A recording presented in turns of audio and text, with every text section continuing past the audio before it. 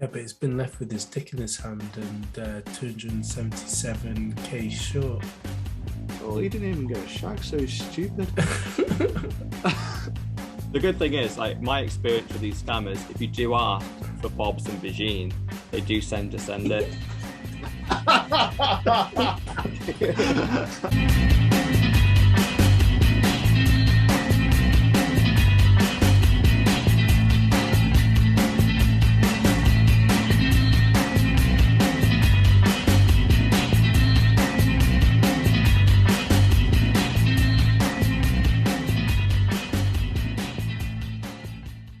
Okay, we're back once again. This is pod number 49, and we are here, the four Bs, Mr. All In, aka the $1 trillion man, Dr. Evil 10%, aka the people's champ, myself, Sir Never Look. I am the excellence of execution, and she is still Mrs. No Show, aka finish that. Mrs. No. Yeah, Mrs. No Show. How's everything going? Good. It's been a good week in Bitcoin. Still super excited about Miami. Bitcoin 2020 starting tomorrow. It does seem like a bit of a busy week considering that we're about to go into the Bitcoin conference. But I thought, everything would have stalled because, I think we only had a few stories on Monday. And then we seem to have got quite a lot over the last day, which is pretty exciting. Yeah. And, sorry, go for it. Yeah. Oh, I think it's probably a bit of a reflection. I don't think it's going to be a particularly fun pod this week because a lot of the stories are regulatory based. Literally the first half is all just about what different governments want to do about Bitcoin. So I think those stories have kind of risen to the top. And quite often we ignore this crap because it's just always going on, isn't it? Yeah. Whereas hopefully this time next week, we'll have a load of actual Bitcoin progress stories about countries adopting it, new products coming out. Now, that's the stuff that gets me excited, like progressing Bitcoin. A lot of the stories we're going to talk about are almost the attacks on Bitcoin from various governments. So should we summarize all these stories so all these governments can go and fuck themselves? It's one of those things that's always, as you say, happening in the background. But equally, I'd say what's also happening in the background, which we do obviously touch on, is the technology that's progressing. Like I was listening to Natalie. She's like a Bitcoiner. Do you remember her? She's like gone full-time into Bitcoin from normal broadcasting, and she was interviewing Jack Mallers, and essentially, he's continuing to build upon Strike, but they don't tell you everything that's going on. And I'm sure undoubtedly come Miami 2022, he'll be giving us some updates as well about what Strike are doing in the background. Yeah, the Strike are there talking on Lightning and their progress, yeah. Because that's the thing with Jack. Like, Jack doesn't really use Twitter. He just pops up, does big announcements, and then just disappears and gets back to work. Yeah. And he doesn't get involved in the day-to-day bullshit because a lot of this is just noise. Like when you fast forward 10 years, it's going to be, oh yeah, all these governments and banks opposed Bitcoin. Like, well, of course they did. This is like asking taxi drivers what they think of Uber. Of course they're going to say it's shit and it shouldn't work. It's going to cause poverty, all these problems. It's a risk.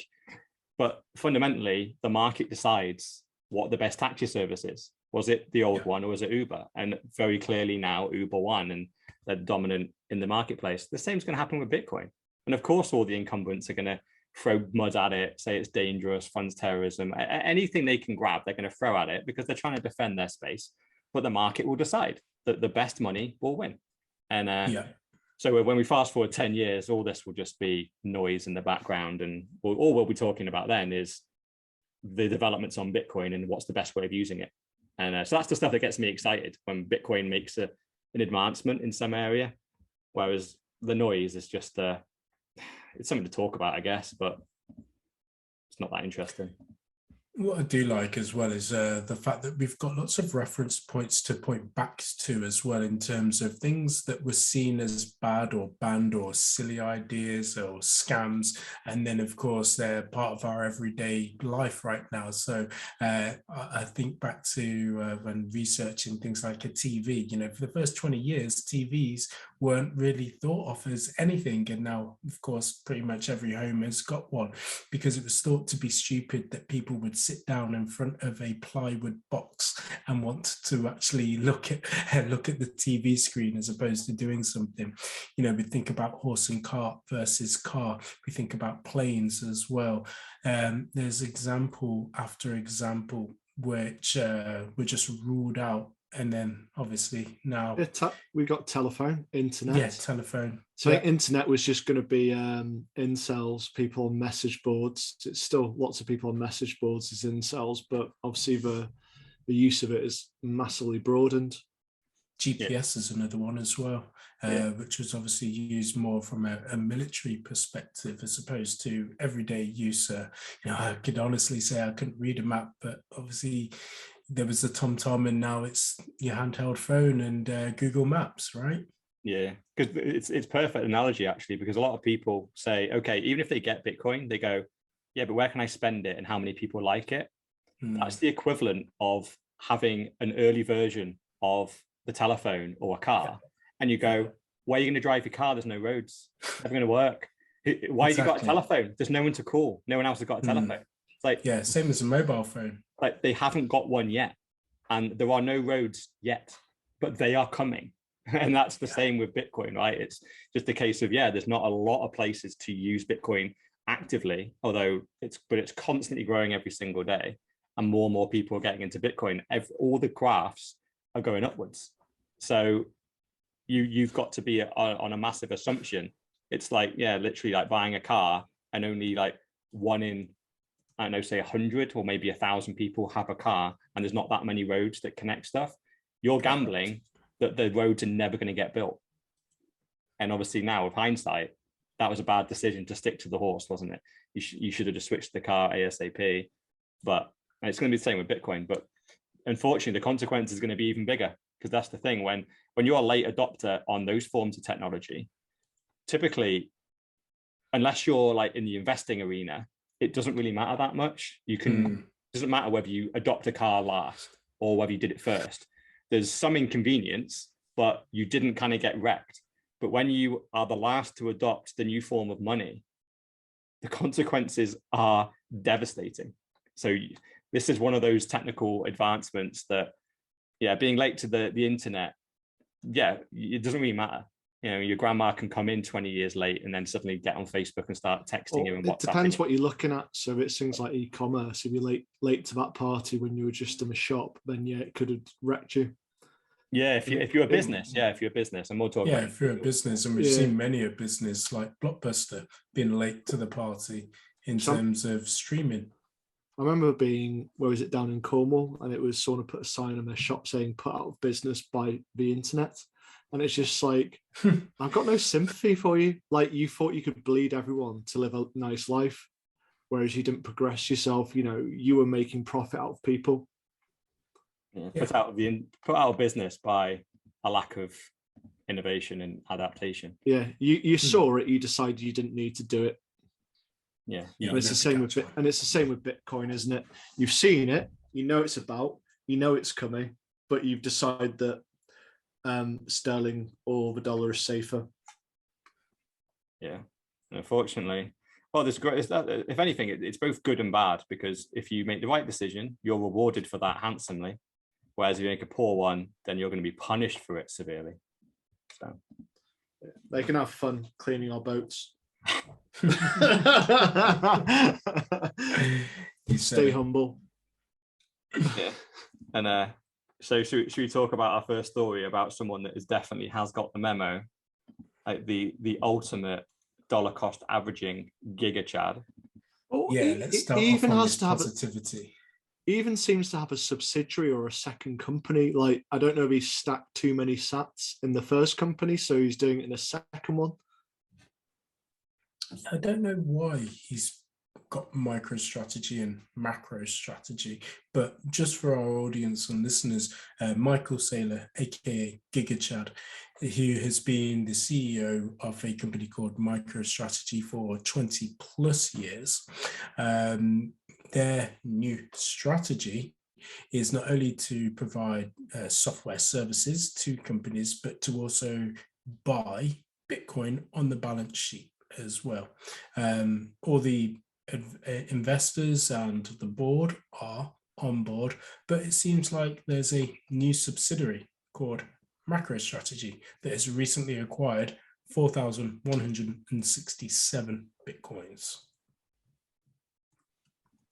Yeah, it's insane, isn't it? It's crazy. There's moving on to a Bitcoin standard, and then there's just completely leveraging every asset you have and getting into Bitcoin. And that's what Michael Saylor is doing. It's why it's called the GigaChad, because I think they had about $1 billion worth of available dollars on the balance sheet originally, and that's what they converted into Bitcoin.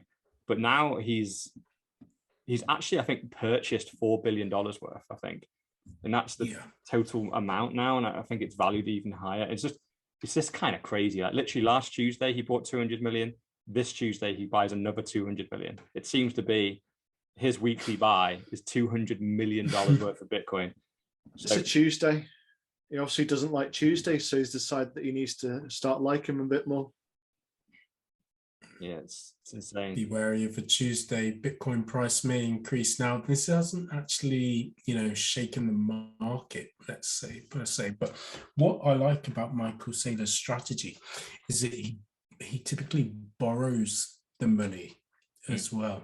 I haven't seen anything about it in this particular purchase, but I know personally, he's a billionaire, so he doesn't necessarily need to borrow the money. But what he's realized is that borrowing the money at the APR that he'll have to pay on that is a lot cheaper because of the price of Bitcoin going up.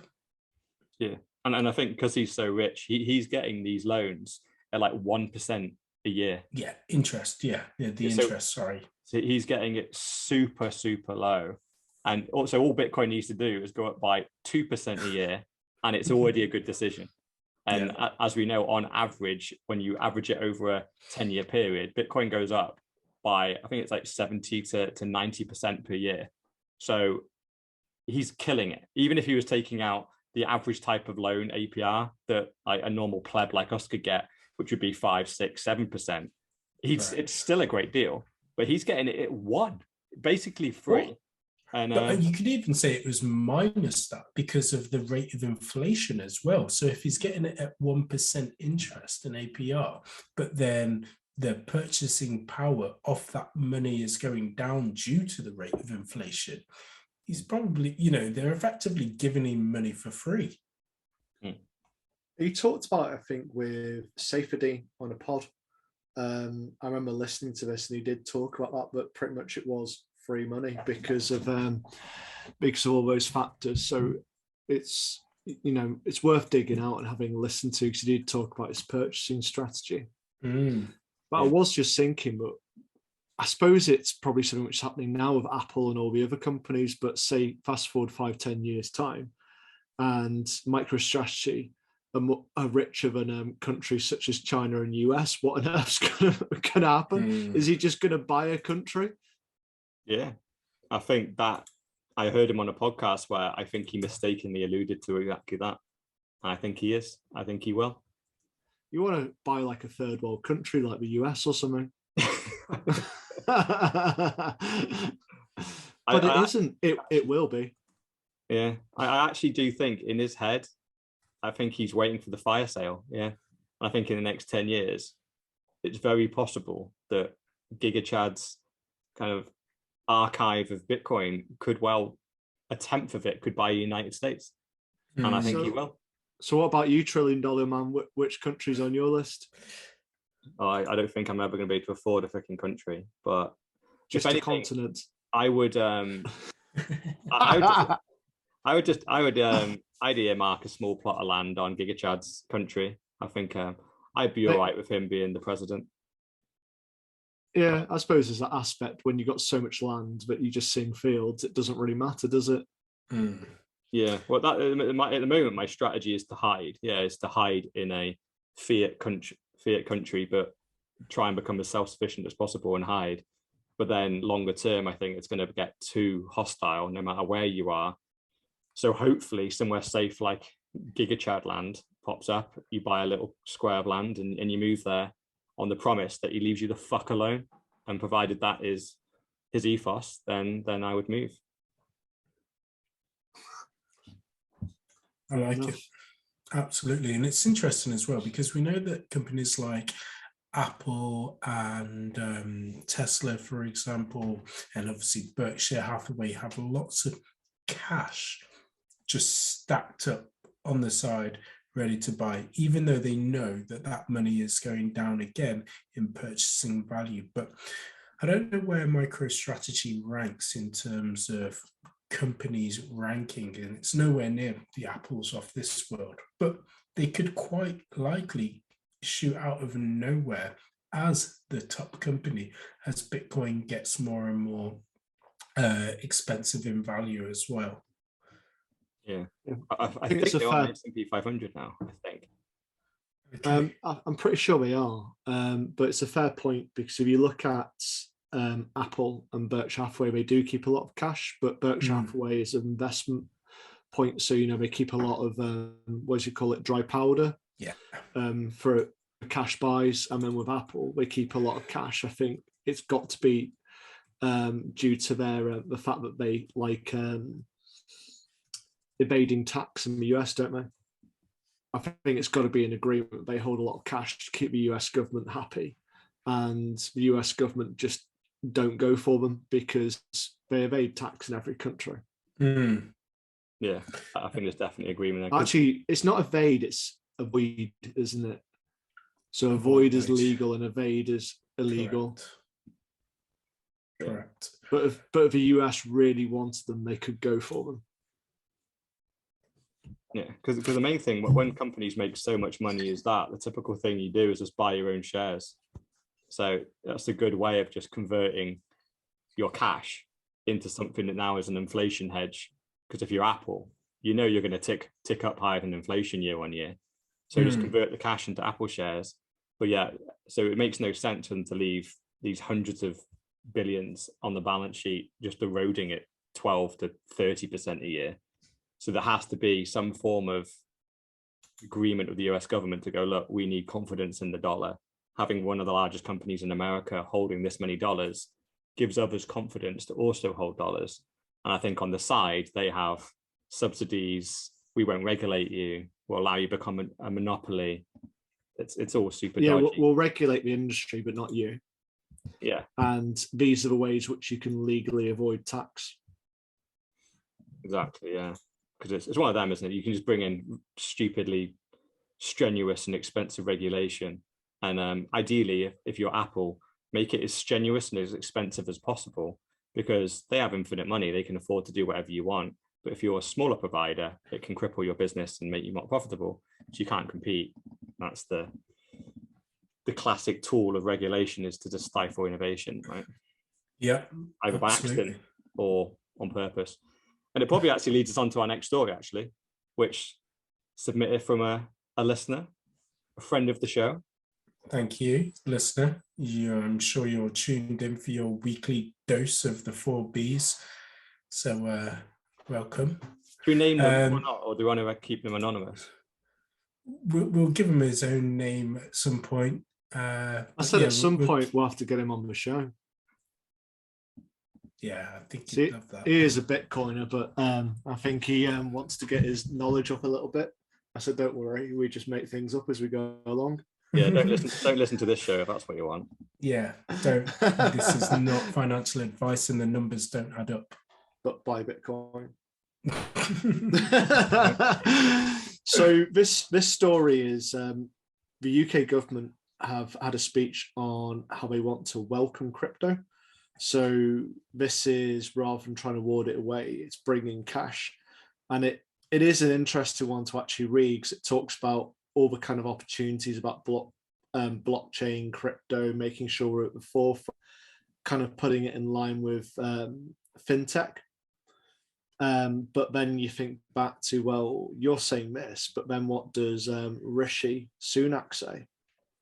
Rishi Sunak says he wants a CBDC. Yeah, well, this is his speech, remember? I know it's not him doing. Well, this was an underling. Yeah, but he apologizes for Rishi not being there. He was supposed to do the speech, and he's taken it over.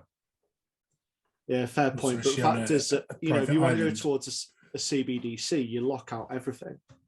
You put a CBDC in. I want to buy Bitcoin. You can't. It's either Bitcoin or you can't buy food for the next 2 years. Yeah. Yeah. So it doesn't fit in entirely, but it is also just going, please don't run away with your money because we want to tax you. Yeah. Well, I like the fact that this whole speech, it starts with talking about fintech and then the open banking initiatives. Now, I had the misfortune of having to live through that load of bullshit. And listening to speeches like this, I had to go to them because they were going to revolutionize finance.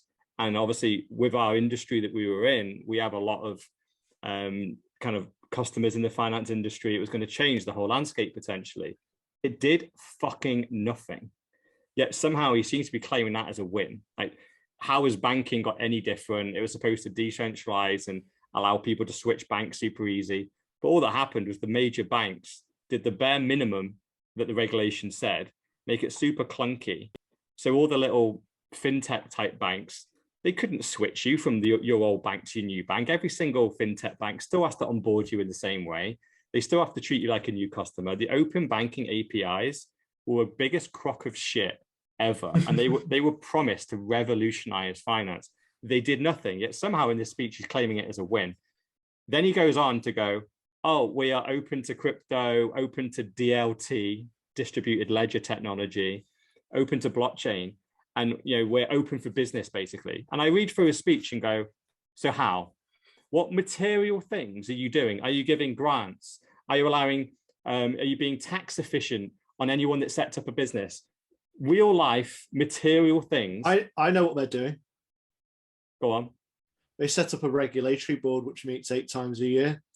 There you go. They're going to regulate it. So more wages, more expenses, and then more barriers. Don't forget, they're also going to make sure taxation is put on this space as well, just in case you think you can get around it. So they're going to regulate the businesses and the people. They're going to tax the businesses and the people. But don't worry, we get an NFT from the Royal Mint. I'm hoping that it'll be worth fuck all. I'm hoping it'll be like they'll bring in the Crypto Zoo back. If you don't know the Crypto Zoo, which we reviewed in an earlier episode, it's where one of the Paul brothers crudely photoshopped 2 animals together. So I think it was a pug mixed with a bee or something like that. It was fucking terrible, but it was very entertaining. People actually bought them. The things which I thought were interesting, so 2 point. He was talking about stable coins for trading. So is that one, I'm guessing it's tagged to sterling. It's not going to be using Luna or anything, is it? No. Well, it might be. That's the category he's talking about. And then they were considering the legal status of decentralized autonomous organizations. So I kind of went, that's quite an open to interpretation. Yeah. So I'm like, does that mean Xeon? So companies like that, because that may be looking over his shoulder going, shit, that's coming. That's going to be a big problem, isn't it? The only way she can cut it off is by stopping people being able to sign up, because you can't regulate something which is decentralized. Or is he talking about that in a broad category and putting Bitcoin in it? No, I think he does mean like decentralized organizations that don't essentially have a company. People essentially start a project and then people just start contributing, and then you kind of collect your money. So all they mean by this is when they talk about these things, they're going, oh, our regulation and taxation laws don't quite fit in that world. So we're going to figure out how they fit. Then they're not helping it. They're not going to fund anything. They're just going to make sure that, some loopholes around our existing set of laws, it seems to be creeping out here. So we're just going to close the loop and make sure you Yeah. are fully regulated and taxed. And so it's a load of like nice words that says, oh yeah, we're open for business. Please come to the UK and start your crypto business or your blockchain business. Why? If you actually like, don't listen to what people say, look at what they do. And this whole speech is full of what you want to hear. And then the actual kind of what we're doing about it is regulation and tax. That's not understand. I think put it on the flip side, and obviously they're probably looking at, oh yeah, we're against Europe. They're not looking at other countries around the world, which would be standard. So they're going, oh, Europe, they're trying to monitor every transaction over €1,000, aren't they? You know, that's what the euro's doing. So maybe they're thinking that's their competition. They're not looking at El Salvador. They're not looking at Honduras thinking people they're not thinking. Yeah, they're not thinking in that respect of like being competitive and being like the financial hub of Europe. Let's say it is purely, as Mr. Rawlins says, from a tax perspective. And if you look back to things like loopholes, because of the internet being so fast moving, but in the law, I think they've seen this and they don't want it to get too far ahead of that. So they're jumping on the bandwagon early to be like, right, well, the internet, yeah, people were able to get out of things, but they weren't really making money out of it per se, which kind of allowed us not to collect taxes. It did, however, allow people to escape kind of prison time, but that's not necessarily a win for them financially. Whereas this is, they know that there's money to be made, and so I think by setting this up, they are setting the stall up nice and early to capture that and ready to stay abreast of things which could, of course, cost them money. Yeah, I mean, just to kind of finish this one off, because I know we've got a lot of stories. But we have to remember Rishi is particularly keen on CBDCs. Oh, yeah. So if we do this, it's going to be short term because he's going to want the CBDCs. So Rishi, the millionaire, who's married to the heiress of a billionaire fortune, does not want you to be rich. No. It's also worthwhile as well, because I know that we go on to talk about CBDCs later on in our agenda tonight, that when China thought about launching their electronic CBDCs, it wasn't just an overnight thing. They'd been doing it for years before, and they were testing it in various different provinces, and then they rolled the project out as well. But the thing with China, and I know we've touched on it in previous episodes, is that there's a central government, so things move together coherently. Whereas over here and also in the US, you've got various different voices that are all talking. So to get things moving cohesively will take a lot longer. And plus the technology is like pretty complicated, of course, as well, to get everybody moved away from using fiat and obviously the normal banks to this new central bank digital currency as well. Essentially putting the Bank of England in the center of everything as opposed to everybody's individual banks, or of course linking all the individual banks into one and then it flowing through. That is years away. So whilst I definitely think it will come, I don't think that we should be worried anytime super soon. You're saying years, but I'd easily say 5 to 7. Yeah, I was going to say years can sound like 10, 20, 30 years, whereas we're looking less than 10 because we know that the dollar, sterling are all breaking down. They're all going to zero because the drug addiction has grown. They need to feed themselves with more inflation. I mean, 5 to 7 is still a long time. They're going to have to lock you in using CBDCs sooner rather than later. Yeah. And plus, they'll also have a model which they can copy as well in the likes of China, as opposed to obviously being the first. So it's a lot easier going second, third if US get there first, which I believe that they probably will do because they've got better brains and better technology. And again, they'll probably just piggyback off the back of that, but they wouldn't necessarily not do it, just be slow to roll it out, because we've seen their government initiatives being rolled out. They'll chuck a shit ton load of money at it, but it's not necessarily going to work first time. Well, you know, simple question. So the UK decides they want CBDCs and wants to implement it. Do they get it right, or do they fuck it up the first so many times, spend trillions on it? Which all magically seems to go to a certain contracting company. I think they'll fuck it up so badly and so royally that we'll actually be able to make a profit off it, because you'll be able to probably spin the CBDCs into something that will actually be good for you, but not necessarily have to adopt it. Because remember, it'll be like a fun coupon, which you could probably get away with spending on something that they don't want you to. Once they figure it out, that's when the harsh penalties will come in later on down the line. Weirdly, I think how we started this pod with the evolution of technology and like how different companies and people tend to take advantage of each change, and it's very hard to adapt. It's just kind of clicked that that's exactly what's going to happen here, right? So we know that the governments now are so big, so inefficient, so lazy. They've perfected their money printing and their corruption via regulation to such a fine art. That is what they are best at.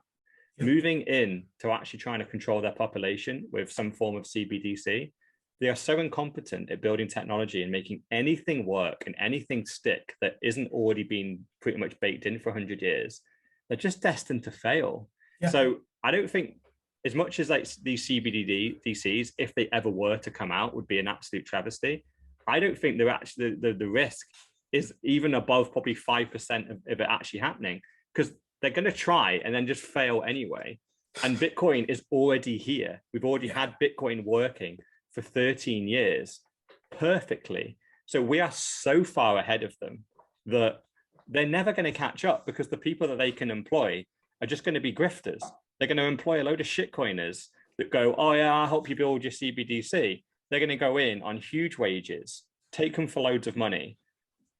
And then the projects are just going to fail, like every single government project fails.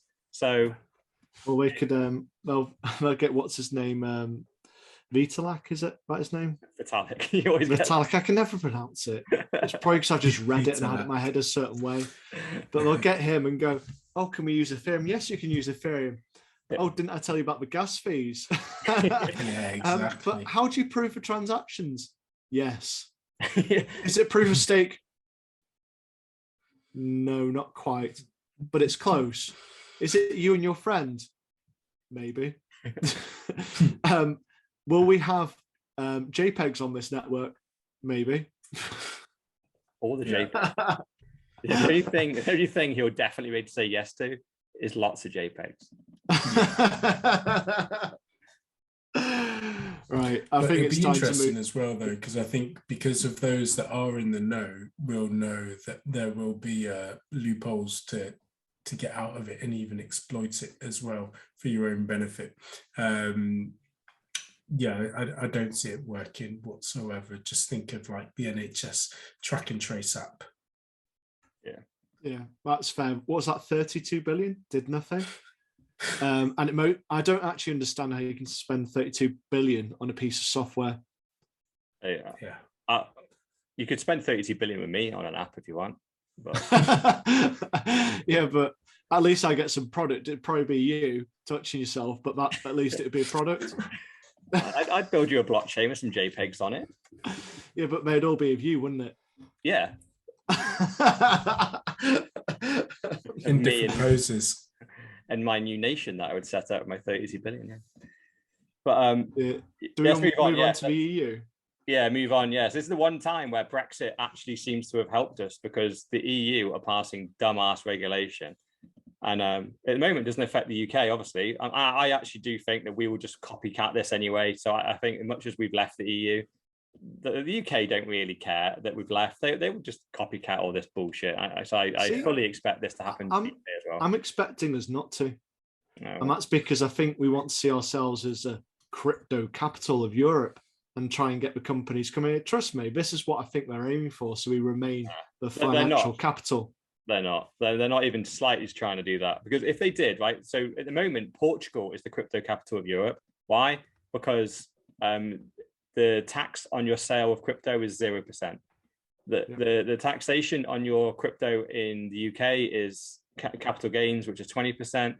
There are, I think, 5 or 6 other nations in Europe where the tax on your gains is way less. Portugal is the lowest. I think I've got Germany in my head. I think they're quite good. But yeah, but you're talking about individuals. What about actual companies? Because we're talking about they want to be the crypto capital, not for individuals, but for businesses setting up here, so we can remain kidding ourselves that we're going to be a fintech capital.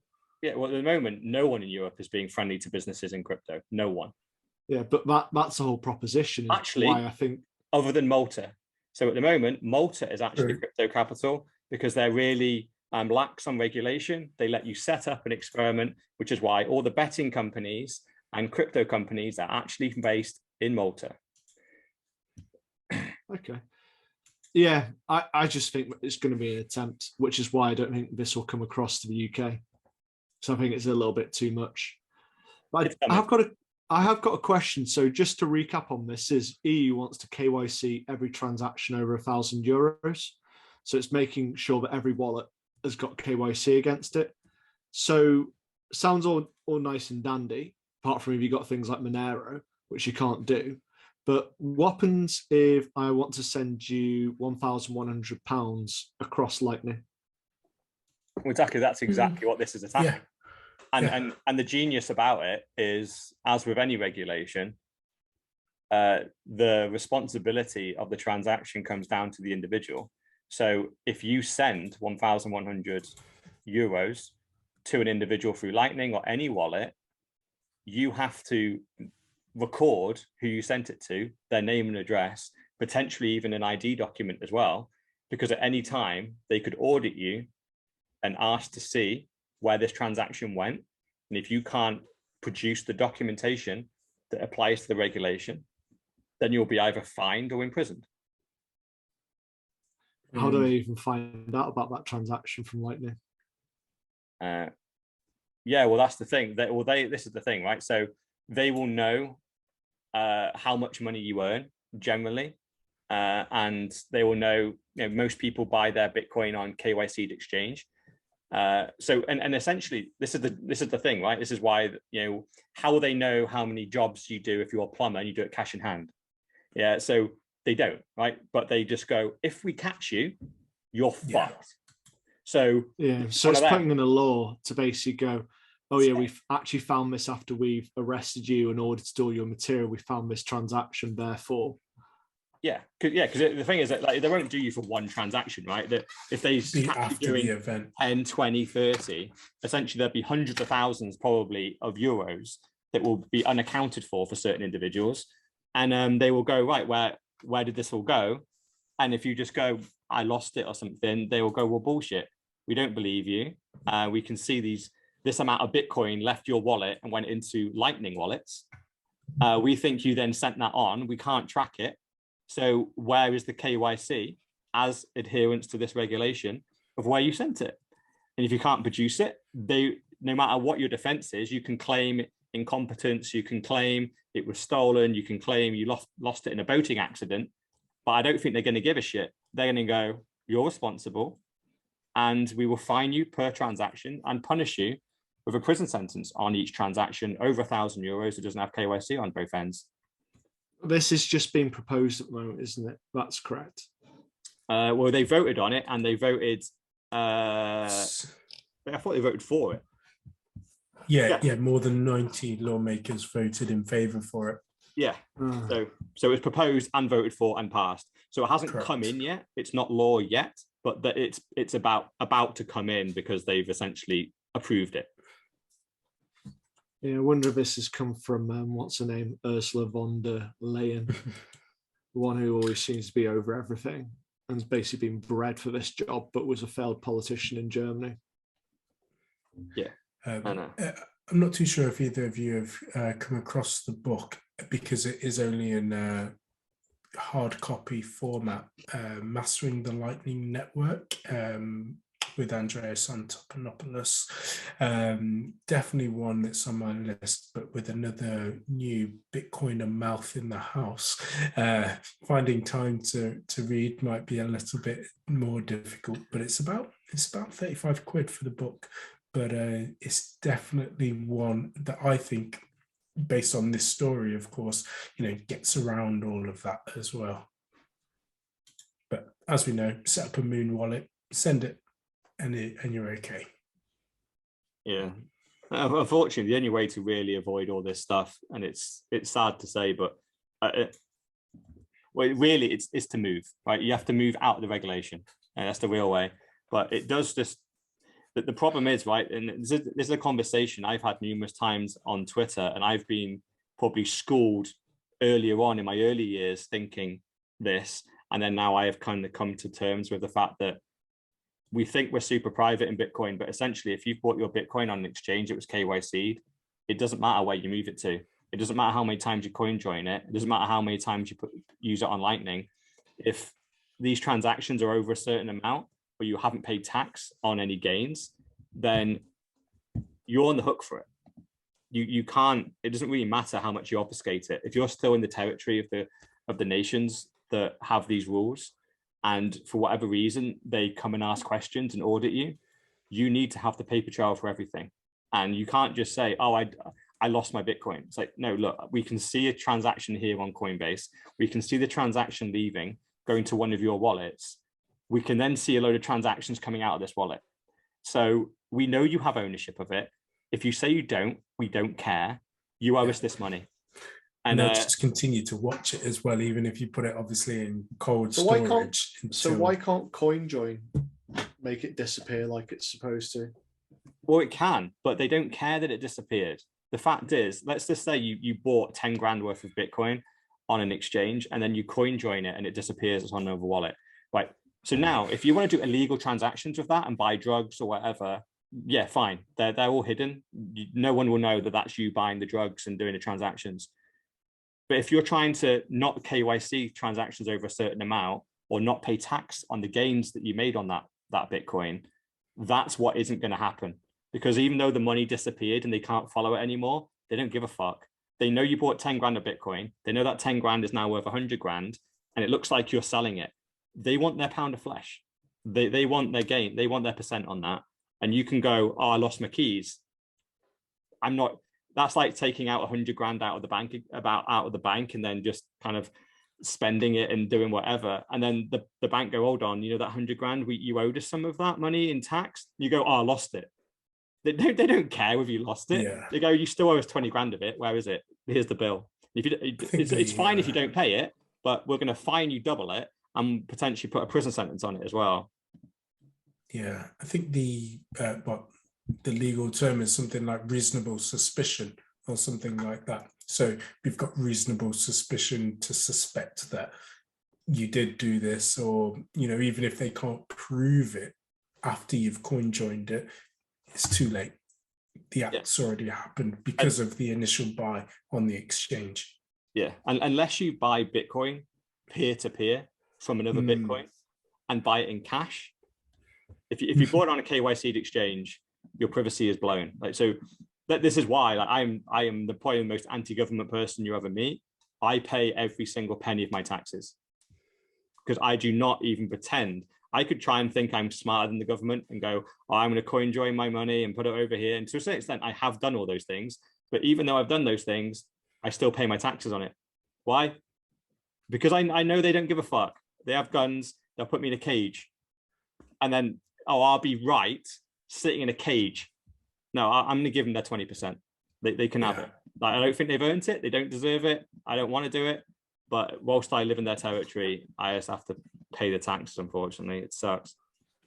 Those that are watching on YouTube as well, I'm just holding up the book Daylight Robbery and How Tax shaped our past and will continue to change our future by Dominic Frisby. It's been going on since time began, since tribes were formed, and there's always been this thing called tax, and it's not going anywhere. In every country, there is a tax that is going on.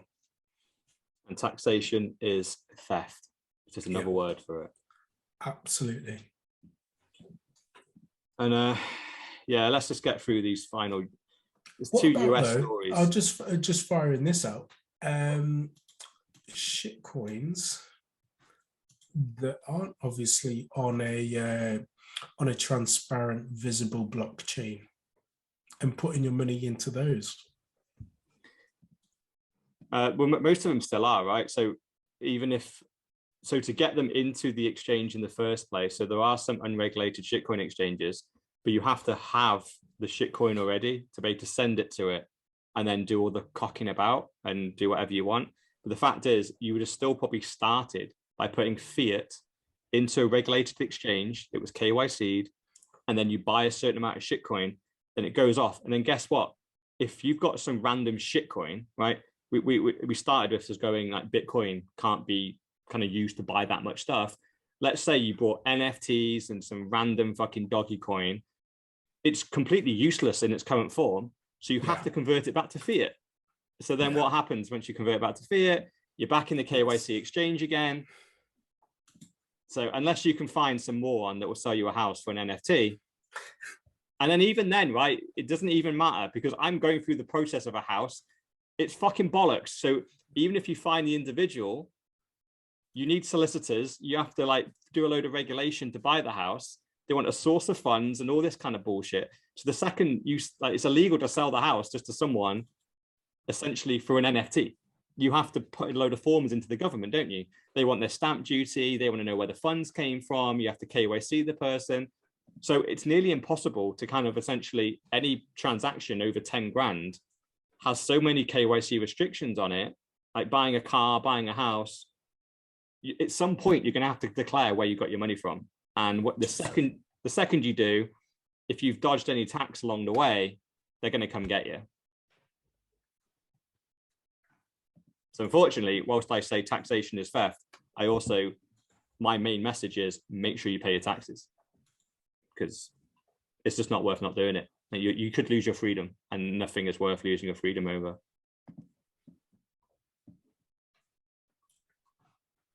That is financial advice. On that happy note. That is definitely a good advice. We've got two stories on the US, then we can move on to slightly happier things, I think.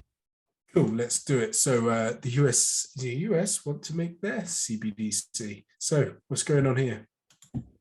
So this is being a dumb bitch. So this is a friend of a show, Elizabeth Warren, wants a CBDC. So just when we think she's dead, she makes a comeback and lets a rabbit out of the hat.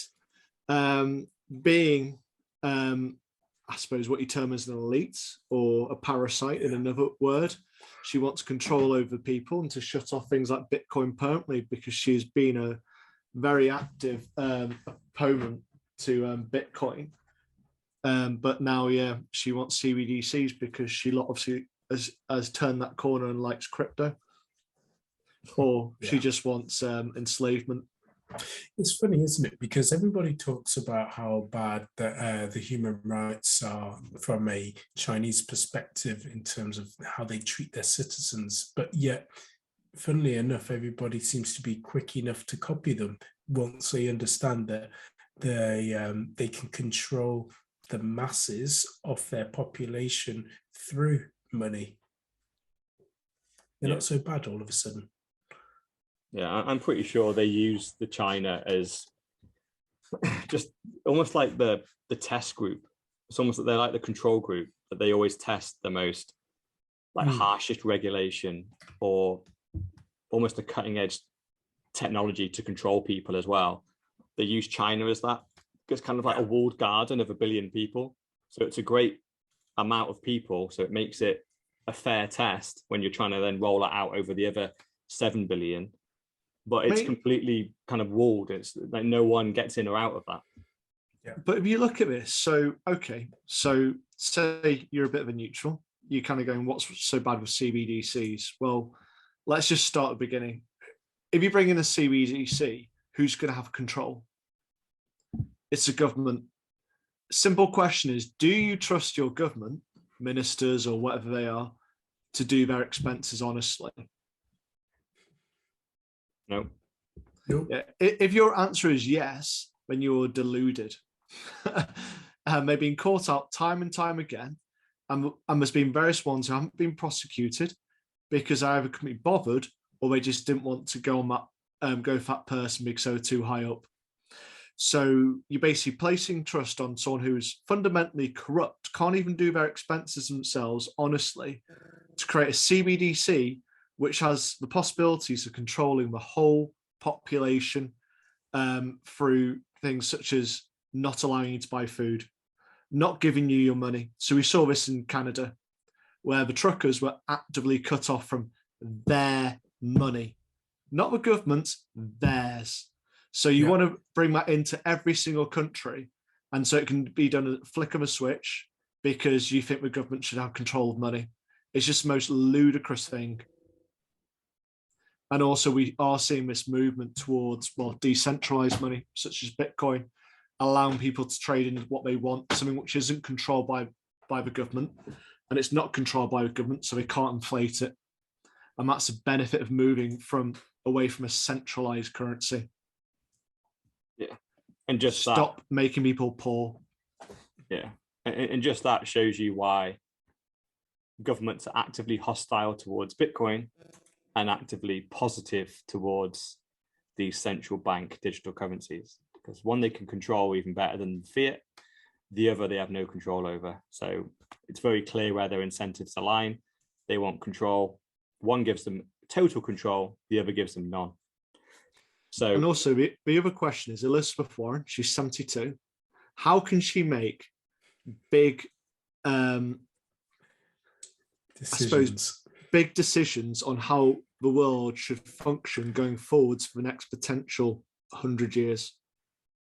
Yeah. Well, that's the problem with the whole US Senate, right? Because when the average age of the Senate is like 79 or something, it's just insane. Like the politicians go there to die, and yet these are the guys that seemingly are setting the agenda for the world global regulation. It's just all it really proves again is we are not we're not picking people based on their knowledge of the future of the world. We're picking people based on how controllable are they to make sure they push the agenda that suits us to keep the status quo, essentially. And that's who fill our House of Lords and the Senate in America. It's just people that are brought off, people that are in the system, trusted to run the system, and on their way out, their version of paying their dues for becoming multimillionaires is, yeah, fine, we will push a load of regulation that keeps it the same. It's just so transparent, it's unreal. If you actually wanted this to be good, you would have this full of 30-something-year-olds pushing the new technology that are in touch with the population, that exactly as you say, are going to grow up with it and live through the changes, not basically people older than your grandma. It's just insane to think that your grandma knows what's going to be happening. I'm more mad than my grandma. and even the fact that they're millionaires as well, right? So they're not only are they old, they're also rich, which just being rich and young means you're disconnected, but being old and rich means you're doubly disconnected. That you're setting regulation that's going to last for 50 years. It's so, and they probably can't even attach a file to an email, yet they want to set something up which is going to lock in money in technology. One of the bit which I can't remember whether it was something which Elizabeth Warren or whether the author wrote, but it's about $600, sorry, not $600, airdropping dollars. So I mentioned that. So a bit of a recap for everyone. So in this article, they talked about airdropping dollars. Oh, So via the CBDC. But yeah, basically, the days we you're talking did- about socialism, yeah. yeah, so they did this. They did this during lockdown. What was it? 800. What do they call it in America? Stimmy checks. 800 stimmies. So do you remember what happened as a repercussion of all these stimulus checks? What? Record inflation. What? So Why? they keep Why? on doing stimulus checks, as in creating money out of thin air to prop up your bank account. What's going to happen? The cost of living is going to massively increase. So say hello to UBIs, but you'll still be poor. Exactly. We had this debate on one of the earlier podcasts where it was like, oh, if you increase the minimum wage, like we should increase it. It's just dumb. Like, if you increase the minimum wage, all that happens is standing of living increases in the same percentage. And yeah, if you give out money for free, it's even worse because now it's just, you've just devalued the currency. So yeah, you get $1,000 now, but over the course of the next year, inflation will probably take $3,000 or $4,000 off you. So you're still net down. You're worse off. You should have actually, it would have been better off to reject the dollars that were free. Because obviously every time they do these stimmy checks, by the way, it's the same thing happened in furlough in the UK throughout the whole lockdown period. I think it was something like 80% of the money that got printed went directly to third-party contractors, which essentially is straight into the pockets of the politicians and the elite. 20% of the money got given to the people. So it's almost actually like 1 to 4. So for every $1,000 you got, they got 4,000. So you're still $3,000 down with inflation. You just don't know it yet. When you receive the $1,000 from your bank account, you feel all happy. But over the course of the next couple of years, your costs have gone up by 4,000, and now you're not so happy. But the people who got furlough and everyone else as well are going to pay the cost of furlough. Yeah, and over our lifetime, it's going to be more. But at the time, it was all good, right? It always feels good. Free money feels good. Always. It's like, short time preference, isn't it, versus the long time preference? Yeah, my particular dislike CBDCs and stimmies and similar because it's just fool's gold. Yeah, I think I liked a tweet about this where I think it was essentially they kind of classed furlough and stimmy checks. Basically, like they've basically put us all in a canoe and almost thrown us over the waterfall. But then, as we're just about to go off the edge, they throw us an oar, and they want us to say thank you for that.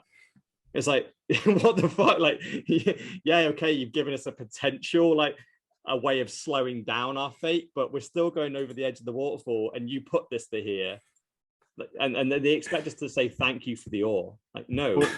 Or it's thinking about it in a taxation way. So of money, they've taken £1,000 off you, $1,000, and they've just given you $100 back, and they want you to say thank you.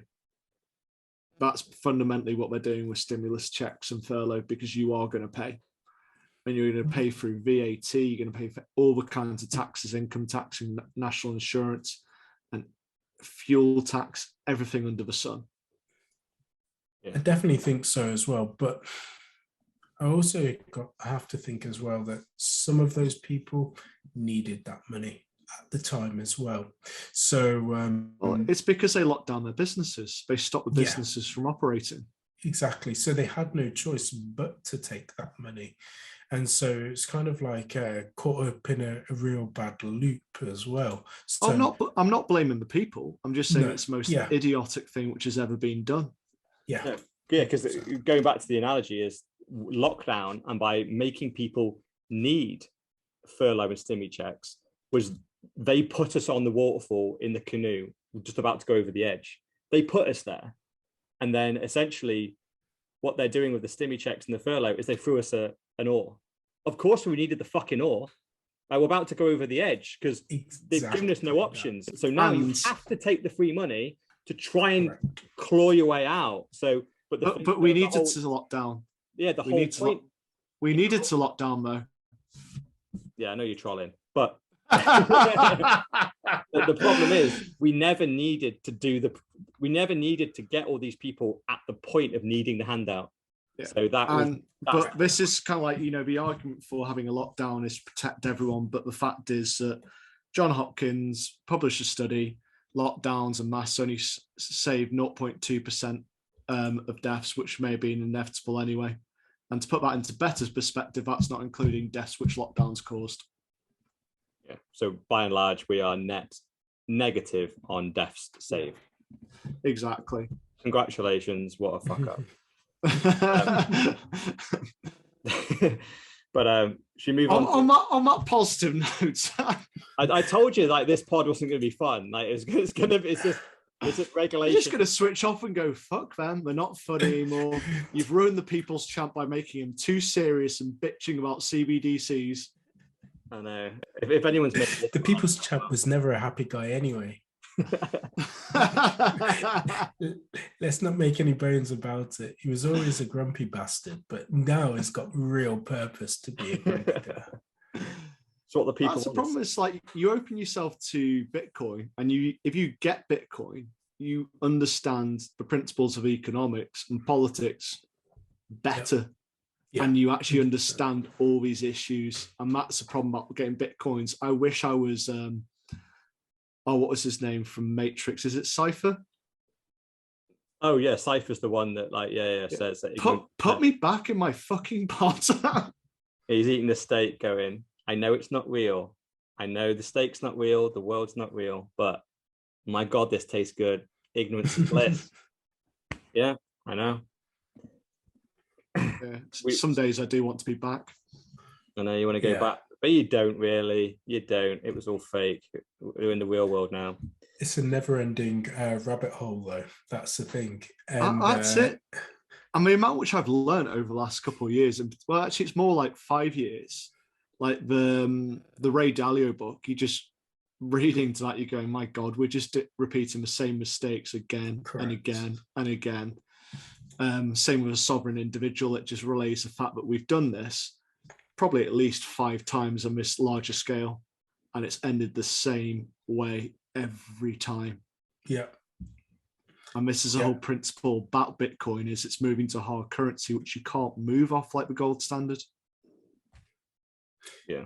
Did you get Ray's update of the PDF charts, by the way, today? I'd have to check my emails. I don't know. I'll send it across to you, basically. Cool. Yeah. Are they good, are they? Yeah. Oh, the really book's good. superb. Like, if you haven't started reading it, I'd really recommend it, because I'm about an hour from finishing it on Audible, and I've even ordered the hardback as well, so I can actually read it with the charts. Yeah, I must admit, for anyone that doesn't want to read the book or the audio thing, because the problem is with Ray, I fundamentally disagree with him on so many things. I'm not willing to like commit too much time to him. However, he has put some shorts on YouTube that are really cleverly animated, and they basically distill down his book down to about 20 minutes of a visual representation. I've watched those. They're narrated by him, but they're much shorter and just, I think, get across the kind of the key points. Yeah, they do. And but yeah, he basically, his conclusion at the end of it really is that China's going to take over. And unfortunately, I don't think that's the case. I think fundamentally Bitcoin is going to take over. Funnily enough, he talks about it earlier on. When the UK took over, we weren't the number one. It was France at the time, wasn't it? Mm. But France overstretched trying to take over from Holland. Yeah. And so it's not always the number one. It's a person who's best positioned at the time when the implosion happens. Exactly. And yes, and at the moment he's seen, well, I've seen him plot a number of graphs where he's basically looked at kind of like up and coming nations and then nations on the way down. And he's looked back over the history of like the last couple of 100 years of various nations come down, and all these graphs are just mirror versions of themselves. And essentially what we're at now is where you've got the US coming down and China coming up. The cross has just happened. So his whole analysis really is look back over the last 5 times this has happened. The crosses just get bigger. You know, the nation that was on the way down continues down, and the nation on the way up basically takes over. So it seems to once be, they're in the cycle, there's no way back for them, pretty much. Yeah.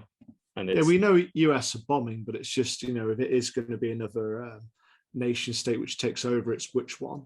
and it may not be so obvious as being China. China I may think, make a bad move.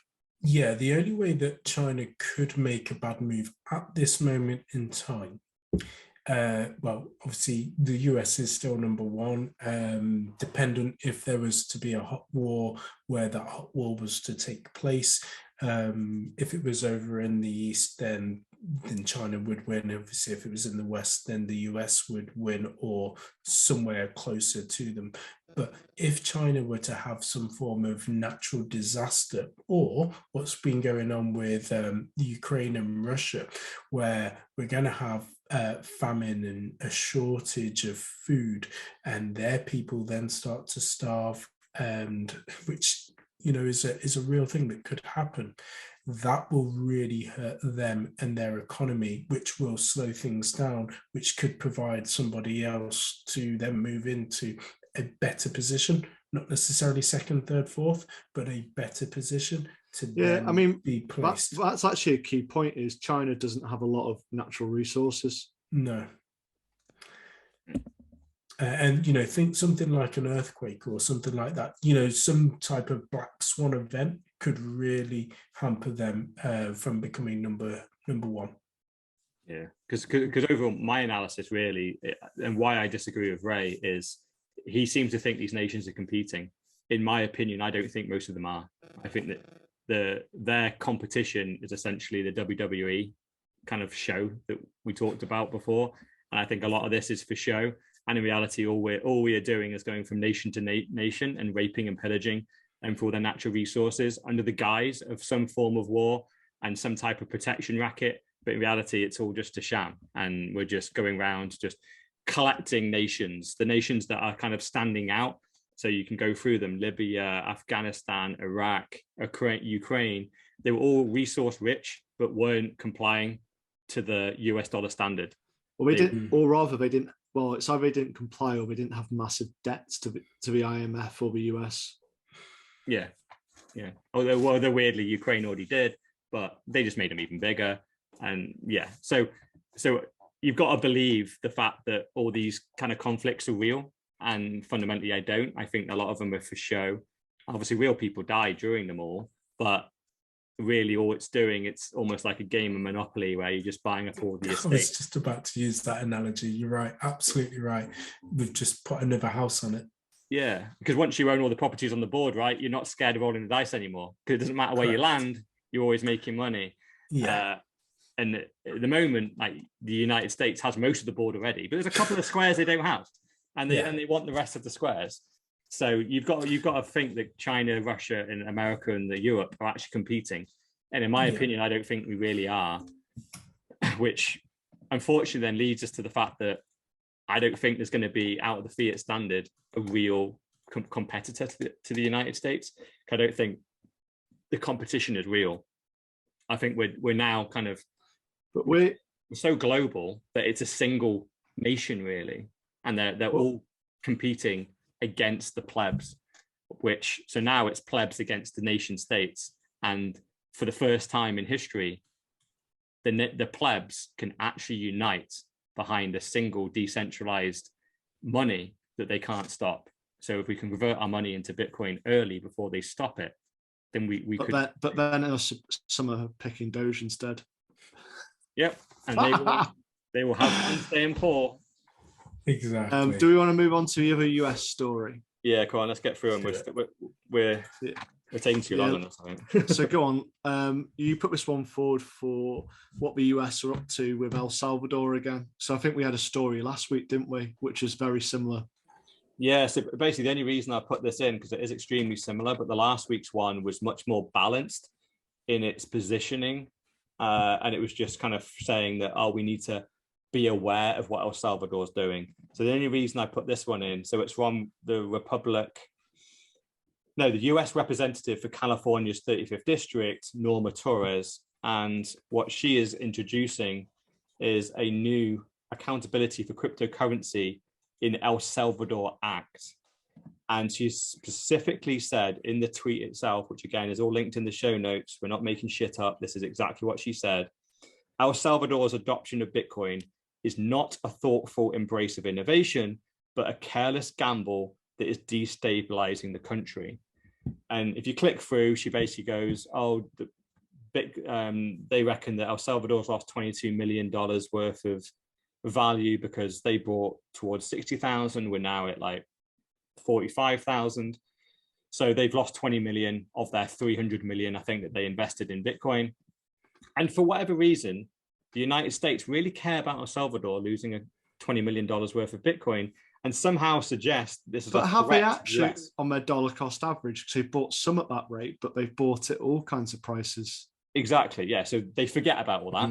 They just look at one single buy, which is at the front, and then compare it to today's price and go, oh, they've lost 22 million off that buy.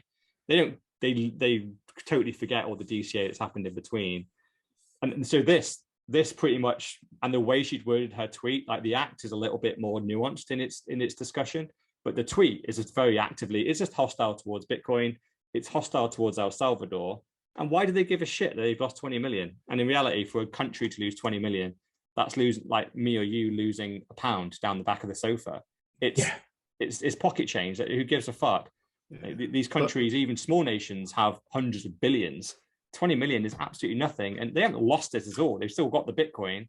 They're down on price slightly at the moment. That's all. But the point is that we don't even know what they're down on price because of the dollar cost averaging across all their buys. So we don't know anything for certain. Someone would have to do a bit of an audit. So I'd be interested if there is a tweet out there containing that information. Yeah. But when I read this article, I was like, who the fuck's Norma Torres? And how can she have a say on what El Salvador's economic policies are when the dollar's going to zero? Exactly. She just sounds like a no-mark who's trying to make a name for herself by adding on to the already existing bill about monitoring what El Salvador are doing. I think it goes back to what we were saying before as well, in terms of, by them kind of saying this is so bad by El Salvador and outlawing what they've done, it means that it's probably working. Yeah, exactly. Yeah. They're scared.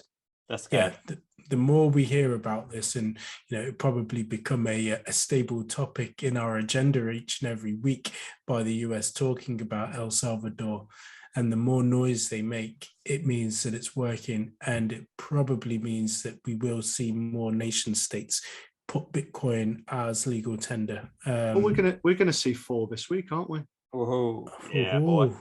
Oh, is that magic clock at the back of Mr. All-In's room going to change next week? You know what? Normally during Bitcoin conferences, the price tends to go down because all the people buying Bitcoin are at the fucking conference getting pissed. So true. And then once the conference ends, we tend to pump. So I would expect a bit of a dump over the next 2 or 3 days, and then we'll pump once everyone kind of digests the news. Well, it's going to be the final day, isn't it, when they have the announcement about the country? Because we're pretty certain there's at least 1.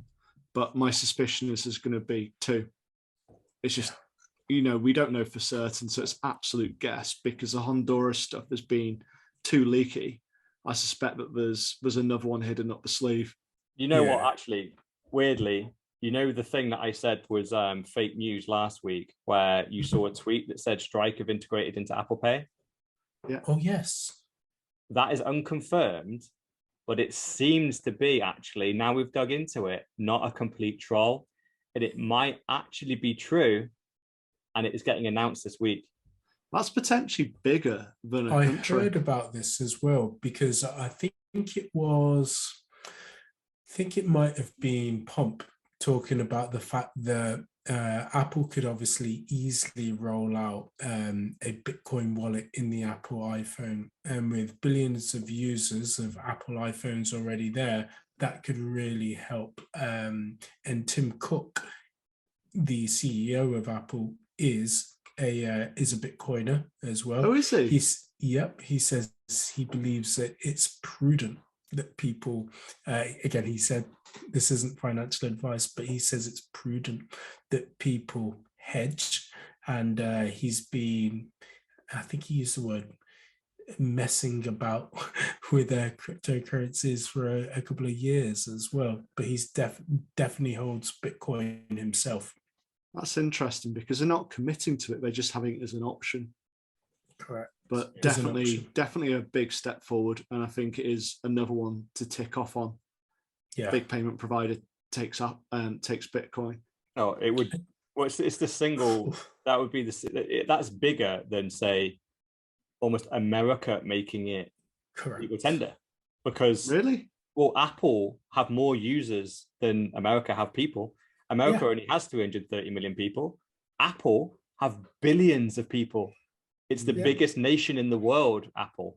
So if they would, it can't be billions, surely their smartphone penetration isn't as high as that. It's at least 10%. Yeah, the number of Apple iPhones that are out there. Google, don't fail me now, but here we go. Right. Let's find it. I can guarantee it's more than 330 million. Oh yeah. I reckon you're right on that, because even like even though it isn't primary for China, they still use it. So, according to Google, there are 3.8 billion smartphones in the world, of which it's estimated that 1 billion of those are Apple iPhone users, and the number has been rising ever since. Nice. There you go. And still doesn't make me want to buy an Apple iPhone. No. Yeah, no. Can't get away from it. And bizarrely though, the good thing about that as well, which I don't know, is good and bad, right, is the fact that those billion users have disposable income, because you have an iPhone, right? So it would be massive if Apple put it into Apple Pay, where you could pay through Lightning. So there we go. We've got some good news to cap off on the. Well, at the moment, we're making it up. We're making it up. This is fake news. And also, you should think about whatever other phone or network that you use, they're going to copy, because if they don't, then the masses will just continue to see that everybody else is doing this, everybody else has adopted it, so should we. And so it's literally Google Pay is the other one, isn't it? So get those two and you got the majority of phones. Absolutely. And people as well. If Apple and Google Pay both adopt it, then the number only gets bigger. Yeah. You basically got the entire banked world at that point, haven't you? Once you got Apple and Google. And obviously Google are going to completely fall in line with Apple once. If anything, I'd have thought the Google partnership would have been much more likely than Apple, because Google seems an open platform where anyone can kind of integrate, and it's kind of more plug and play, where Apple is a walled garden of everything needs to be perfect in here, like super regulated, super safe. Yeah, it would massively surprise me if this Apple news is real. So who knows? We'll know in 3 days. It will either come out, and we'll know next week. So we probably shouldn't talk about it too much, because at the moment it's just bollocks. So where do we want to go next? So we go to Sir Neverlook's article about we're halfway to the halving. You gotta love it, right? So this is actually my own thoughts as well. So my thoughts are, for all the plebs out there, this is your time, right? And what I mean by that is, on or around, I believe, May 2024, we will be at the next Bitcoin halving. For those that don't know what this is, when a block is minted, essentially every 10 minutes that comes out on the blockchain. Initially, it started off as 50. Then it went down after 4 years to 25, 12.5, 6.25, and so on. So the next halving that will be in May 2024 will essentially see that halving, but the price, as we have seen, increases more and more. So we are 700 days or so away from that next halving. But I believe at that point, the price of Bitcoin will be so high that it will be really, really, really difficult for you to buy a single Bitcoin.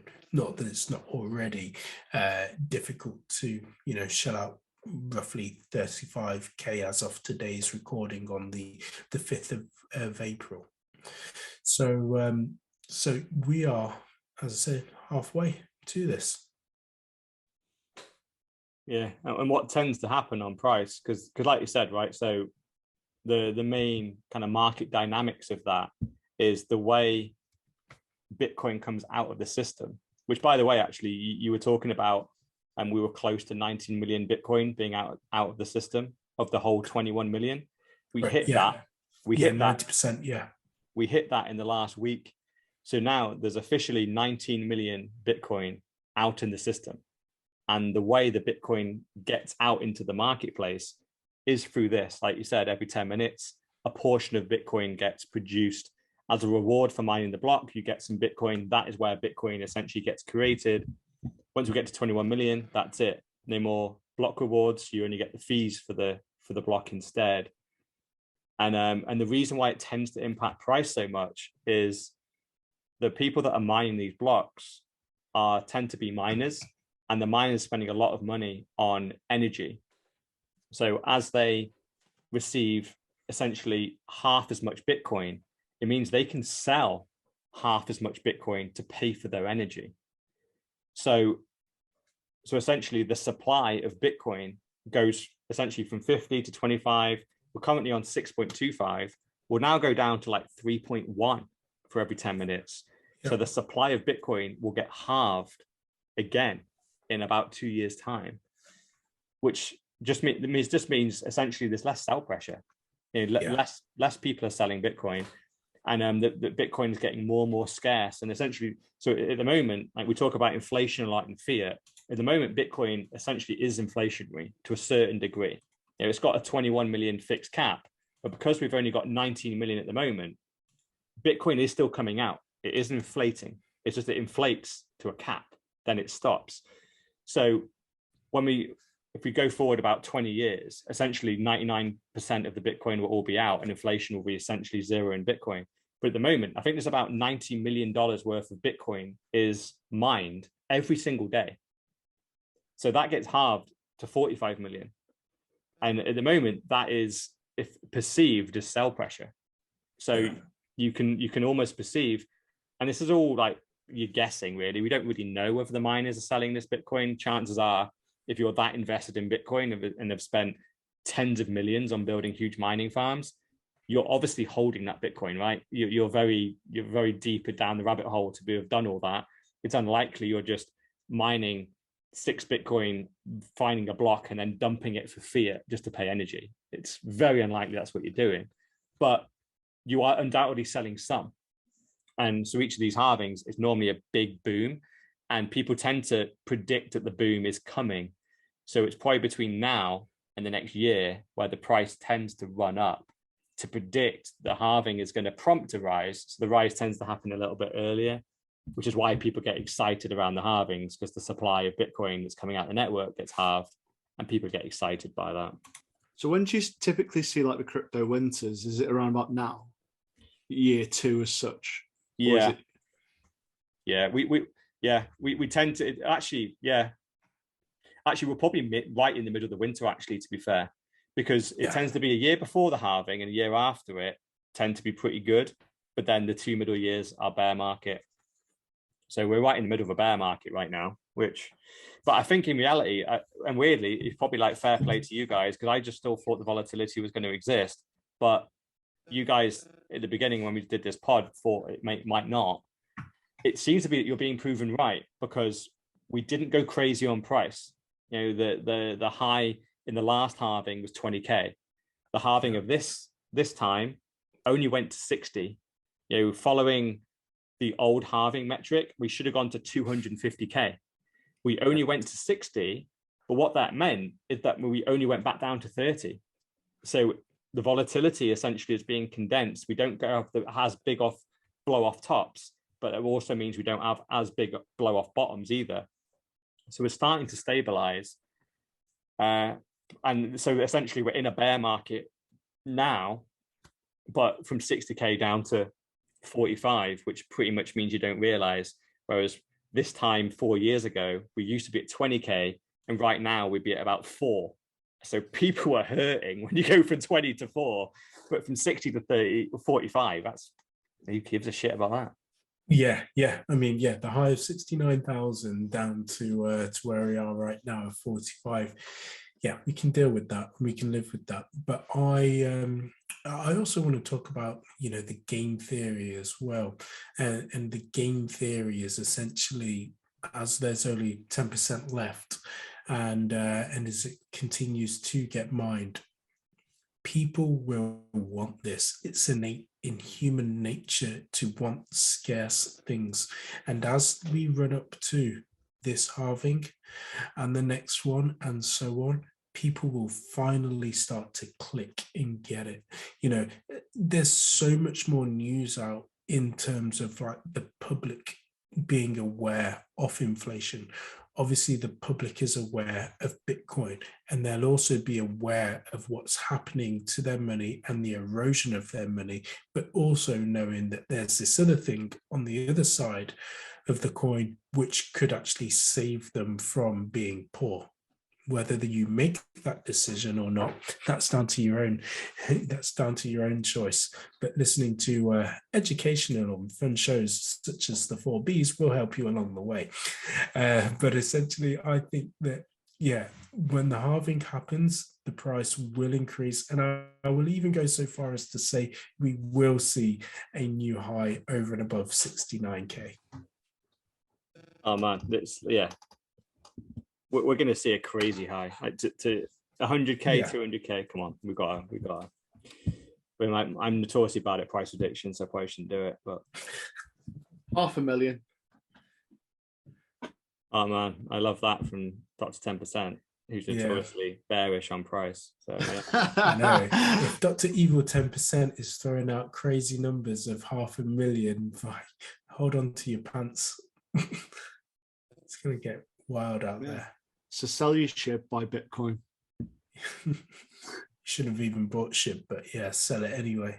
And then convert into Dink Doink. Yeah. Get an OnlyFans, stack more sats. Get your dick. I might go to you, young MBA.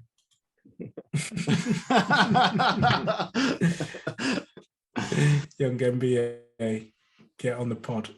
We need you back soon. So try and keep the next one fairly short. So Inflation Weekly. So the Netherlands have reported the figures, 12%. It's a phenomenally high figure. And what's the most interesting thing about this is, what currency does the Netherlands use? Euro. So is this just affecting the Netherlands? I know, it's funny, isn't it? Yeah, but they're all reporting. But this is like the CPI basket. Like, the Netherlands evidently have not fixed their CPI basket as much as other countries.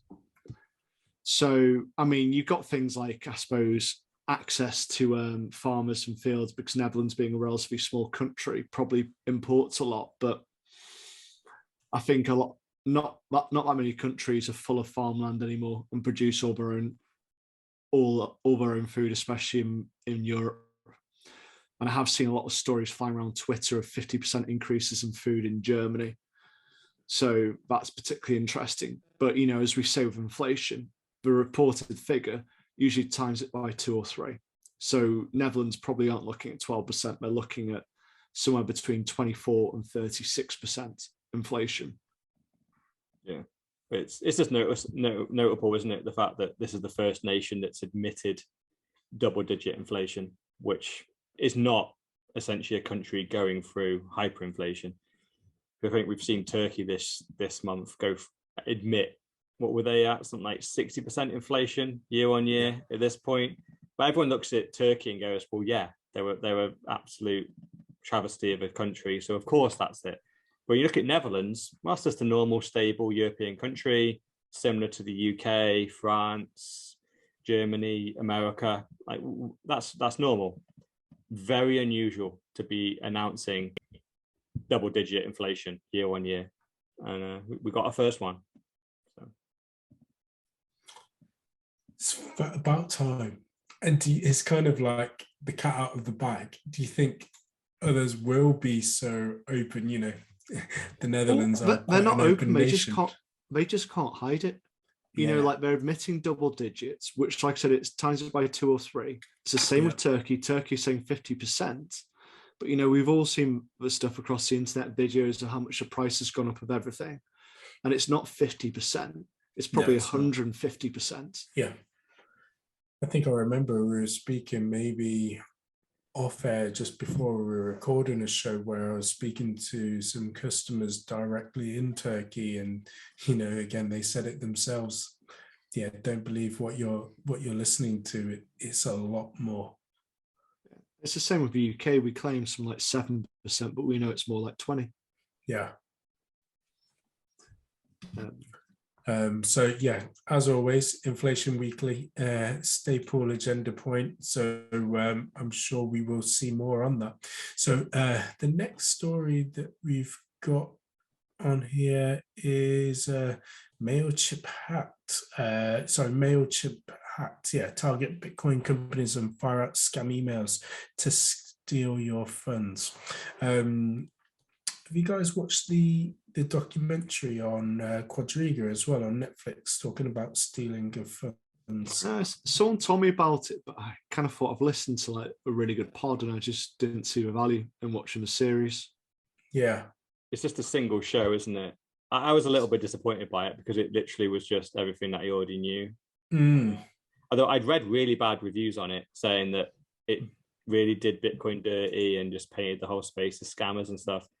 I disagree with that. I think it did quite a good representation of the space, and just went, it didn't actually have an opinion on Bitcoin. It just went, this guy is a scammer. His partner was a scammer. He clearly scammed. We're not sure if he's dead or not, but all we do know is that everyone lost their money, and he definitely stole the money before he died. We just don't know if he died or not. So yeah, I thought it was an all right documentary, but if you already know the story, don't bother watching it, because I watched it and went, oh, I can't wait to hear some of the further details that the journalist might dig out. But I realized I'd read it all on Twitter already. So what was the pod called? Because we all listened to the pod and chatted about it on our pod. I can't remember. Quite some time ago. So I'd say it's probably worth directing everyone that way if they don't think that the documentary gave enough, because I think that was a 6-parter. I think each one was about 20 or 30 minutes long. Oh yeah.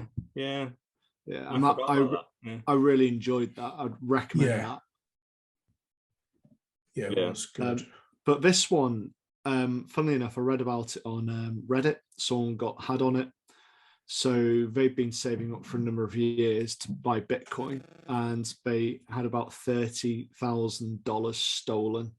So they had an email. They followed the email. They updated their software, and for some reason, they then entered in their 24 words, and they no longer have any Bitcoin. And it was, obviously quite a depressing story, but it's one of those ones which you need to learn off. Like if you get an email, which I get plenty of from Coinbase and Ledger, saying, follow this link, it's like, and then you click on the 2-bit and expand it out and find out the emails like at Yahoo, but they've just got the top bit to say Coinbase, and the icons and everything look fairly accurate. I've probably got one in my inbox right now, but just don't follow it. If it says do something, go to the website directly and check it out. Yeah, because that's why this hack was so good, right? Because MailChimp are the company that Trezor used to send out their emails. So why this hack was so good is that they hacked their email provider, and then they sent out emails from Trezor.com to all their customers telling them, we've got a software update, please update to this new software. And within the software, it was actually fake software, and they stole your keys and stole all your Bitcoin. So this is the equivalent of Ledger.com, whatever their email provider is that they use to send out all their mass emails that they do for marketing, that getting hacked. So when you click the to column, it would be correct. It's coming from the right sender, but they got hacked. So my overall advice is absolutely go check the website. But overall, my typical advice on any updates to any software about anything, about your operating system, on your phone, with apps, and especially with Bitcoin, is never update straight away. Always delay, always. There is no benefit from updating hardly ever. Let other people do the update, because even if it's a genuine update, there might be a problem. So let someone else find out the problem. Oh, something doesn't work. There's a vulnerability. Wait a week and then update. And also, what will then obviously that of course catches this type of outright scam, which is someone has hijacked their emails, are sending you a completely erroneous email that has completely different software that is completely designed to steal your funds. If you waited just 24 hours to not update, it would have been everywhere. You would have been bombarded with emails. But it's also, why did he need to look? Why did he need to update his software? I know people just like clicking update. They're weird. It's kind of like the first part in the hack of the week, isn't it? We have got another story which I think's a bit more hardcore than this, but I did feel sorry for this guy who'd lost his money. Yeah, I saw a story on Reddit which was 10x that. They lost 300 grand during this hack. Oh my word! That's getting towards financial freedom now. Nothing. Yeah, it's super sad because it's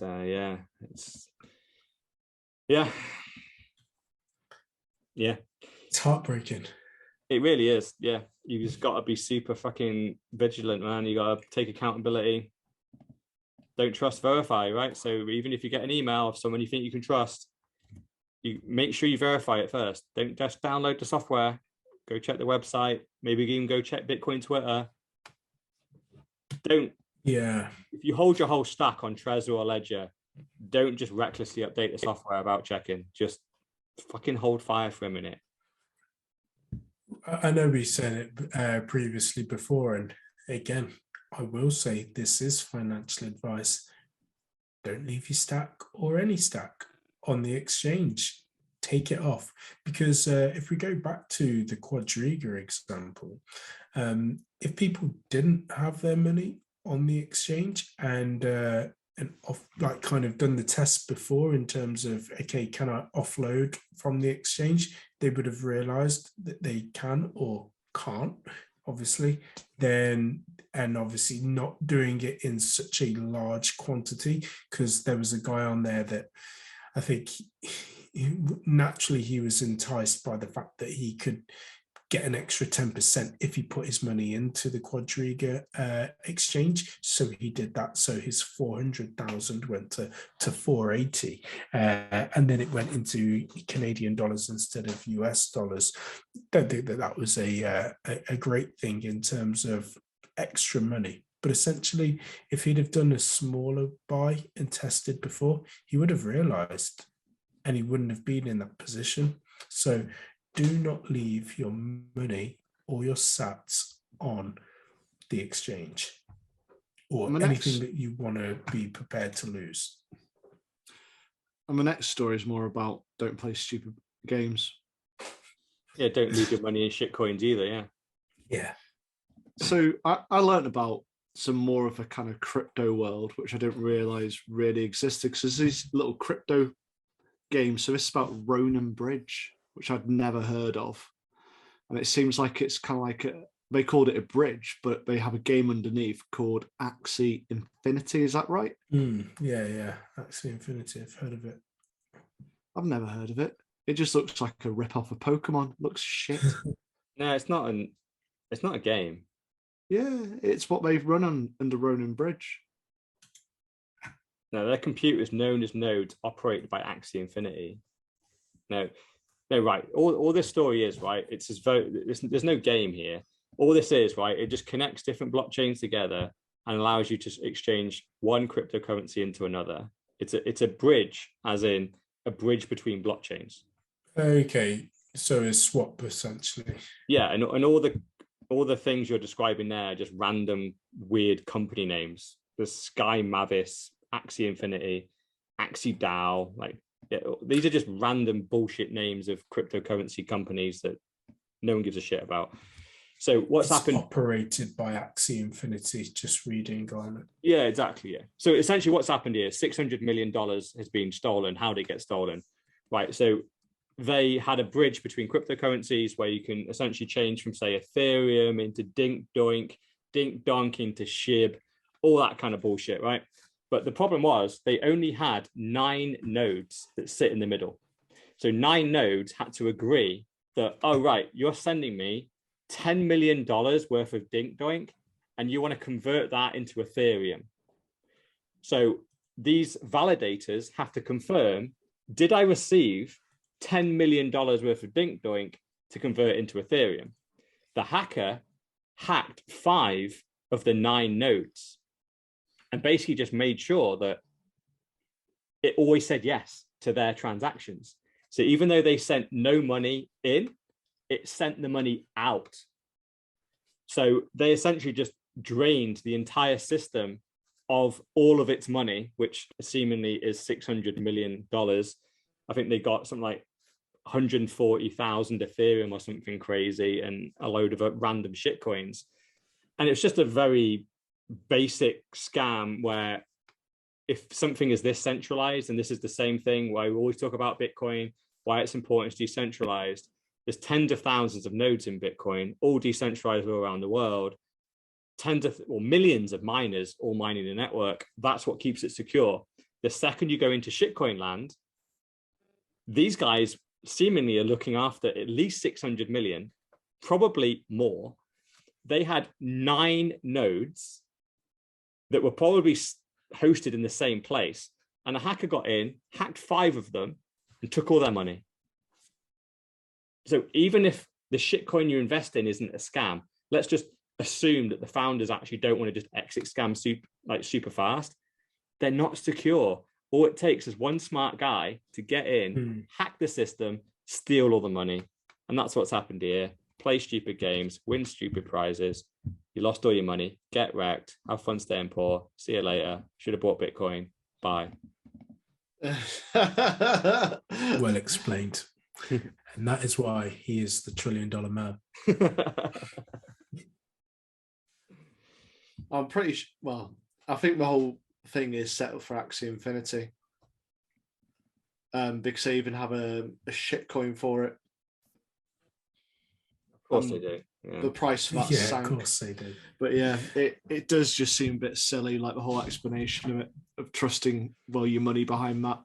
So basically, what are you going to say? Yeah, I was just going to throw out, do you remember, well, Crypto.com and their shitcoin as well, which you had to hold for 6 months.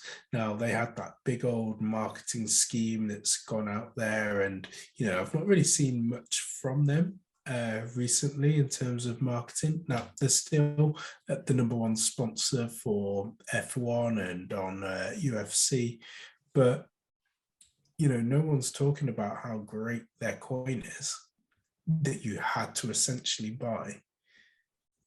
The dumb money ran out, I think. Yeah. Essentially, I think what happened to that scam is it kind of hit people like me and you, because essentially it eventually hit me, where I'm like, okay, I'll take some free money. I signed up for a dumbass account on Crypto.com, and I was, okay, I'll have this free $50 or whatever it was. Yeah. But then I realized that they wanted me to deposit 500, I had to stake it for a load. And I just went, fuck off. You can keep your free money, close the account down, and went on my way. So I think we were the end. The dumb money ran out. It hit the smart money, and the smart money goes nah, and since then the price has gone down. So yeah, it was Crow, wasn't it? That's it. CRO. Yes. Yeah. I'm just trying to get up a chart to have a quick look at it, because it's not one which I thought about at all. So once I found out you pretty much locked in, I kind of went, well, what's the point? Yeah. Yeah, I just wanted some free sat. So I just thought it was like a Coinbase thing where I could grab a load of CRO, convert it to sat, send it out. Once I realized it wasn't that, I just went, fuck off. I ain't in for this. So it's launched about a year ago, and it is higher. Oh yeah, it's done very, very well. It's just literally we only really found out about it about 3 months ago, and it was pretty much the peak, I think. And it's down only since then. But yeah, if you were in on Crypto.com's shitcoin at the beginning, you did very well, because more money followed from there, which is fantastic, because it only had one way to go, because new users were getting in, and it was seen to be the greatest new thing in terms of Crypto.com. Yeah, and they're kind of genius in the way that they do it, because if you want to buy it, I think you have to stake it, which essentially it's a force hold. once you press the stake Yeah. button for a year, you forced someone to hold it, haven't you? You call it staking, but really what it is you force your users to do a hold, whilst you as the founders could dump at any point. So it's kind of genius. So the shitcoiners are going to come up with new ingenious scams, and the thing is, it is backed by a genuine exchange as well. So it isn't a complete scam, but the coin is not connected to the exchange at all. So the amount of profit that Crypto.com makes is not connected to whether the coin goes up or down. They're completely disconnected. They're not relevant whatsoever. So, anyway, don't want to talk about Crypto.com. No. I know this one's going to go on a while. So do you want to skip the FUD one? Do you want to skip on to leave that to next week? Yeah, it's one of those. It's not going anywhere, is it? No, it's a meaty one as well, and I want to spend some decent time on it. And probably a bit short of time this week.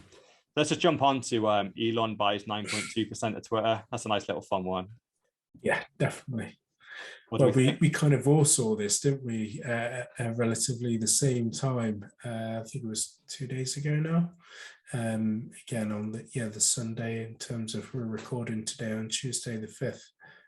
And it's an interesting one. So has he bought a platform which has millions of users and is going to use it to voice his own quips about people and continue, or is he going to go and clean it up a little bit and allow it to be free speech? I've seen a few people have had paddies about this, and it seems to be more towards the left. So they've said, there's been kind of like people screenshotting old ones saying, oh yeah, it's right to be censorship. And it's saying, we can't have an oligarch censor us. And it's just like, but you're calling for censorship, so what difference would it make? And then I don't really know why they've got a thing against Elon. He's just a little bit mental, isn't he? A little bit mad, but he obviously sees some great promise with Twitter, because I don't think he would touch it otherwise.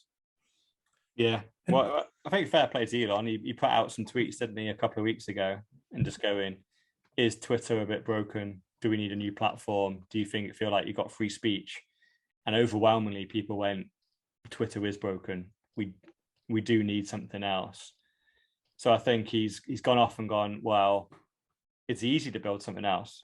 Like for someone like Elon, he could throw a couple of million at some developers and easily fire up a Twitter clone. But the problem is he can't get hundreds of millions of users to move over. Like, what's the incentive? Like, why are we moving? Building Twitter isn't the problem. It's the embedded, like, all the users, all the tweets that I have, all the followers that I have, all the likes.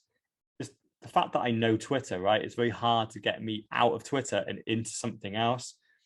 So fair play to Elon. He knows all that stuff. He's smart. So I think he's doing both.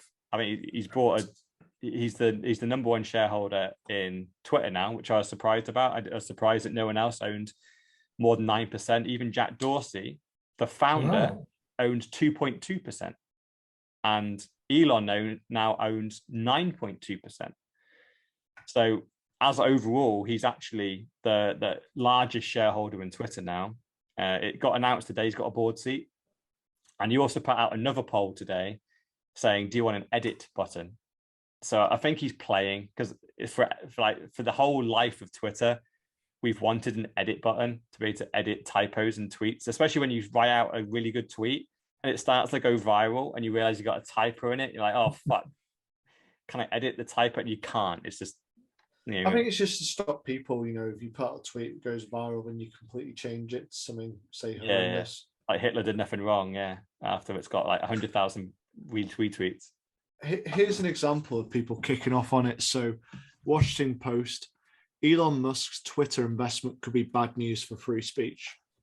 Says the Washington Post, owned by Jeff Bezos. Go fuck yourself, mate. Yeah, and exactly. This is on the back of Donald Trump being banned before for speech, but the leader of Al-Qaeda, is it Al-Qaeda or the Taliban, still Taliban, can use Twitter?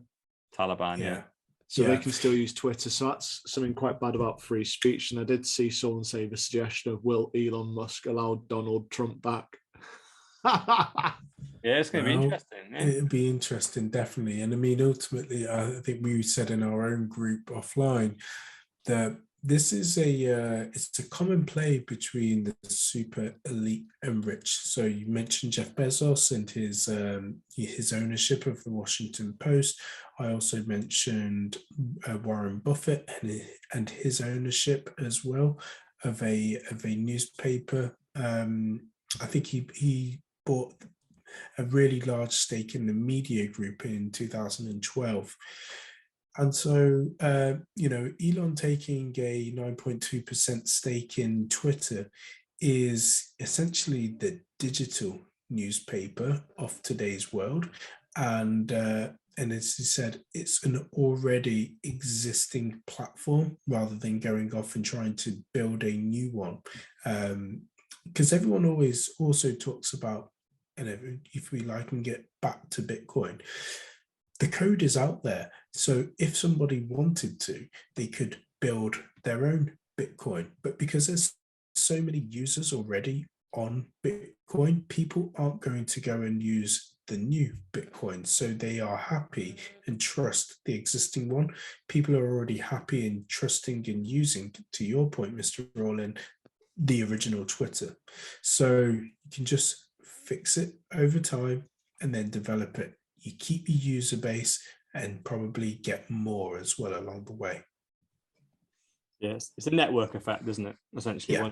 Once you have yourself and your networking, is that it literally goes back to the beginning of our podcast again, which is once you're the first user in a thing, there's no point in tweeting into an empty void. You want to tweet where there's people listening. And at the moment, essentially what you've got is a version of roads with cars, and they all just work. But there's some censorship, and some people aren't allowed on the roads. It's a little bit awkward. And someone goes, "Oh, but these roads have no censorship, but there's no one on them yet." And you go, "Well," and they don't connect to anything. They don't connect to your house. Don't connect to your mate's house. You go, "Well, why am I going to drive on those roads? I'm going to stay on my ones." So that's the problem that the new Twitter will always have. And I am skeptical of Elon's takeover of Twitter, not because I'm that skeptical of Elon, although I must admit I have seen this article has been updated, and apparently the Doge price is pumped, because that is the problem, right? If this happened like 2 years ago, I'd be so positive, but Elon's such a fucking shitcoiner now. I don't really fucking trust him. But really, I just don't actually believe that any one individual runs Twitter anymore. Jack Dorsey is a hardcore Bitcoiner. He is as much of a Bitcoiner as any of us on this podcast. Right. He was CEO and founder of Twitter, and he had to leave his own company because it got so big, the US government got so all over it that they forced regulation, compliance, and censorship on them. And he disagreed with it so much, he had to leave. So I don't think Elon can change that. I think he's just going to come in, try and do some fun stuff like adding an edit button, probably just adding random shit.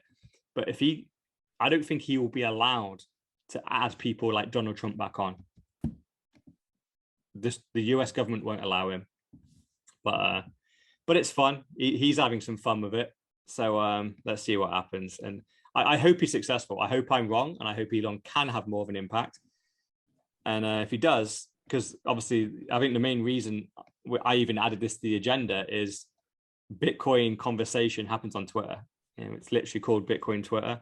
So I really hope that our conversations can stay as free and like kind of imaginative as they are, because I fully expect them starting to. There's been many Bitcoiners have been clamped down on. I've been banned numerous times from Bitcoin Twitter. Had to start over again or sit on the sidelines for a couple of weeks.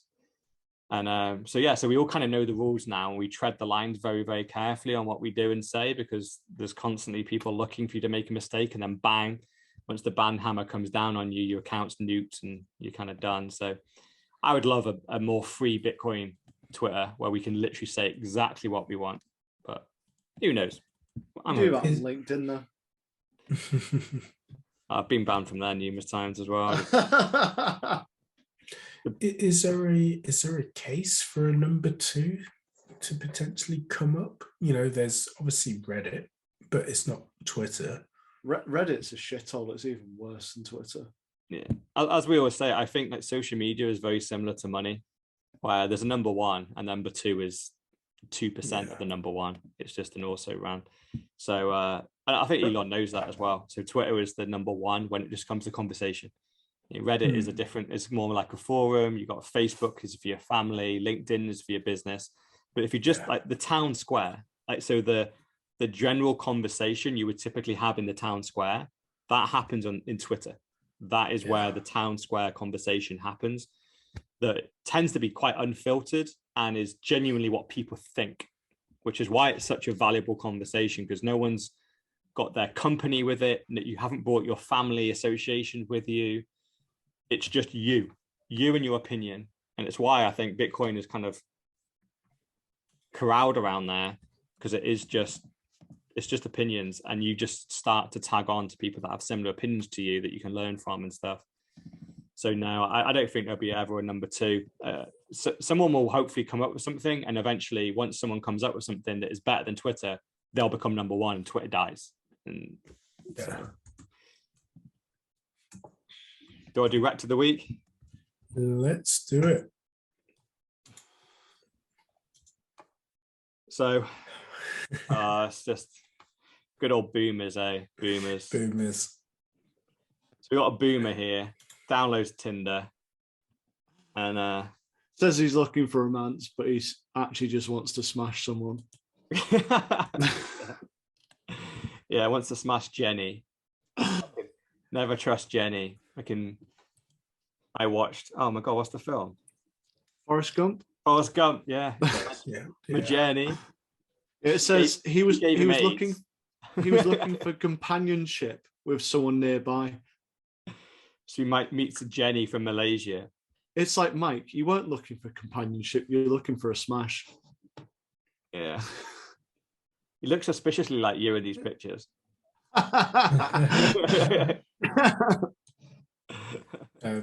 These love honeypot scams, especially over lockdown, have increased as well with the pandemic and not being able to see people. People being locked down and trying to get in touch with others, and it's just a shame. Yeah, because I get hit up on Twitter probably about once every couple of days by one of these morons, and I get phone calls and texts from them as well. And like back in the day when I was using Tinder, they were full of it there as well. So it's just super stupid why this guy fell for it, because all they've done really is, well, it's actually quite a clever version of the scam, because Jenny has somehow got him into crypto. He wasn't even into crypto before. And weirdly, it was crypto.com that she managed to get him to put the first $3,000, which is kind of a genius part of the scam, because if you do all your research on crypto.com, it obviously is a legitimate exchange and isn't going to steal your money. But she gets him to put $3,000 into there, but then goes, oh, but that will only make you a certain amount of money. Convert that 3,000 even to even more, take it out of that exchange and put it into this one. Now, the other one that she said was the scam exchange. And that obviously has fake gains in it. So the 3,000 starts ticking up really fast. He doesn't think at any point to try and take it out. And during the process, puts another $274,000 behind the three. This keeps going up and up and up in value, up to $1 million. He's thinking this is great, Jenny's amazing. Then decides, you know what, maybe I'll try and take some out. Guess what? He can't take any out. His gains are fake. The exchanges have stolen his money behind the scenes. There's $277,000 are long gone. And Jenny unfriends him, unmatches him, and he's dead in the water. And now he's just, for some reason, on NBC going, Crimea River. Mike, you're just embarrassing yourself further here, mate. It's a standard one which you've seen across dating. the dating website one where it's like, oh, I'm in real trouble. I need 20,000. I've been arrested in Somalia. I'm demanding a ransom or some, it's just a different angle of it. And it's just dealing with boomers, confuse them, getting the money in. But I look at this and just go, Mike, you're fucking stupid. You deserve to lose your money. Yeah, but it's been left with his dick in his hand and 277k short. Well, he didn't even get a shag, so he's stupid. The good thing is, like, my experience with these scammers, if you do ask for Bob's and Vagine, they do send it.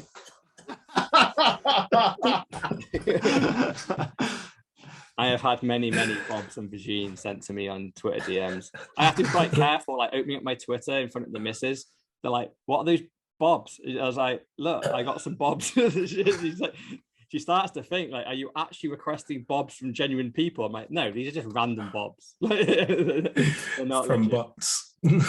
Yeah, It's just funny. Can I always say thank you, sir, after I get the Bobs? Because I know it's a guy sending me some random Bobs. I'm like, I appreciate you searching out some Bobs and sending me the Bobs. Should ask him for a full picture next time you get one. So he'd have to do some photoshopping as well. Oh, I do all the time. I ask for multiple like angles and stuff, and then nearly every time the pictures don't match, and I'm like, they get caught out. I'm like, sir, your left boob has got bigger.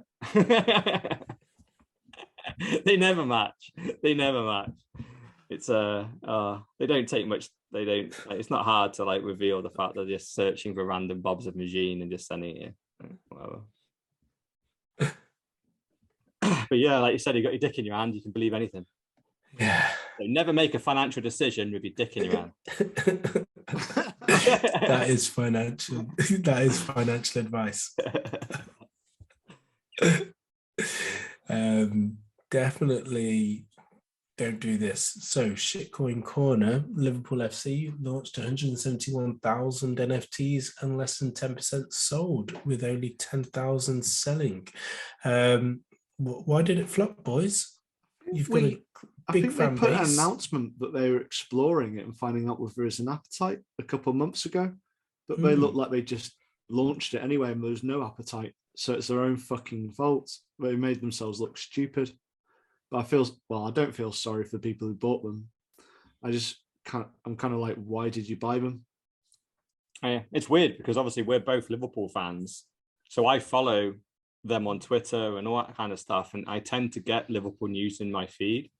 So especially the fact that I'm into Bitcoin and Liverpool, I'd have thought I'd have got news about their NFT stuff. And yeah, we heard about them potentially launching, but I had no clue they actually went ahead with it and actually tried to sell a load. So I'd imagine their marketing just sucks. And yeah, it was a flop, which I'm happy for. Apparently the fans thought it was a cash grab, which it exactly was. They've just printed a load of random JPEGs of our players in various like different kind of positions here. I can see Klopp, Salah, Van Dijk. They're fairly good cartoon versions of them. But would I pay? I can right click and save these. I don't need to pay thousands of dollars or thousands of pounds for this stuff. And I think their number one problem, like if I literally was going to do their marketing for them, doing 171,000 is fucking dumb. That's way too many. Yeah. Like you should start. They should have started with 1,000 or 100 even. Or maybe even just to do the first team. Do 12. Do the starting 11 and Klopp. That would have really got a buzz, and there would have been definitely more than 13 people trying to buy them, and then slowly drip feed the rest of them out, keeping the demand up. They just flooded the market. The supply. Just have the 13 first team members subs bench, and then Divock Origi as a special. Yeah, and then Glenda from a cafeteria. Yeah. I mean, what's the normal NFT limit? Or not limit, but like consensus? Is it around about 1,000 or 10,000? Well, if you really want, so the real big ones, if you talk about the apes, Bored Apes, Bored Apes, and the CryptoPunks, there's 100 of them. Yeah. So if you really want scarcity, then you go 100. But they're not scarce because what's to stop them printing them out? Oh, of course, yeah. The fact is, that's what people have got to learn. Like we saw it last week with the what's it called? The 4chan frog. Oh, Pepe, yeah. Pepe, that's it. Yeah. Pepe, so They said, "Oh yeah, this is one," and then they printed another. What is it? 100 of them. Oh, it's 46, I think. Yeah, 46 they did. So it's 47 in total. Yeah, but like obviously printing 171,000 Liverpool NFTs obviously flooded the market, and the market couldn't keep up. So only 10,000 got sold at the price they wanted.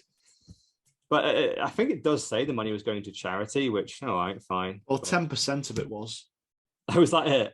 And then probably 5% is cost, if that. And so they're left with 85% profit. Yeah. So, but yeah, as a Liverpool fan, I'm like, good, get wrecked, stop it, stop scamming, sell us proper products. So, I bought plenty of stuff off LiverpoolFC.com, and yeah, and I like the products that I've bought. But I'm not going to buy a fucking JPEG. Stop it. Buy our JPEG. Yeah, stop it. And hopefully this is a lesson to other football clubs. Stop it. Just stop it. And then, yeah, our last story talking about JPEGs.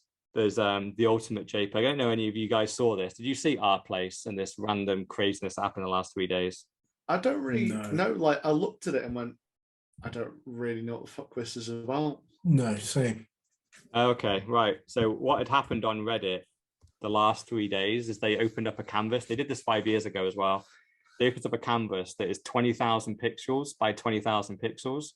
And each user can color a pixel, just one pixel every 5 minutes. So if you're looking at these pictures right now that are linked in the tweet that I've put in. Yeah, I'm looking. All these random pictures that have been made, a lot of them, and if you click right to the end, it's the full canvas. It's about like communities getting together and going, let's own a little section of this map and all agree what color pixel you're going to put down and where, and coordinate it to make a picture. And it is insane, the kind of creativity that has happened. Like the Mona Lisa popped up, and there's obviously like Pepe the Frog and loads of cartoons. There's an Aston Villa badge. Yeah, I can see that. Yeah, there was everything. There's every country, every nation, every football club. Bitcoin had a representation.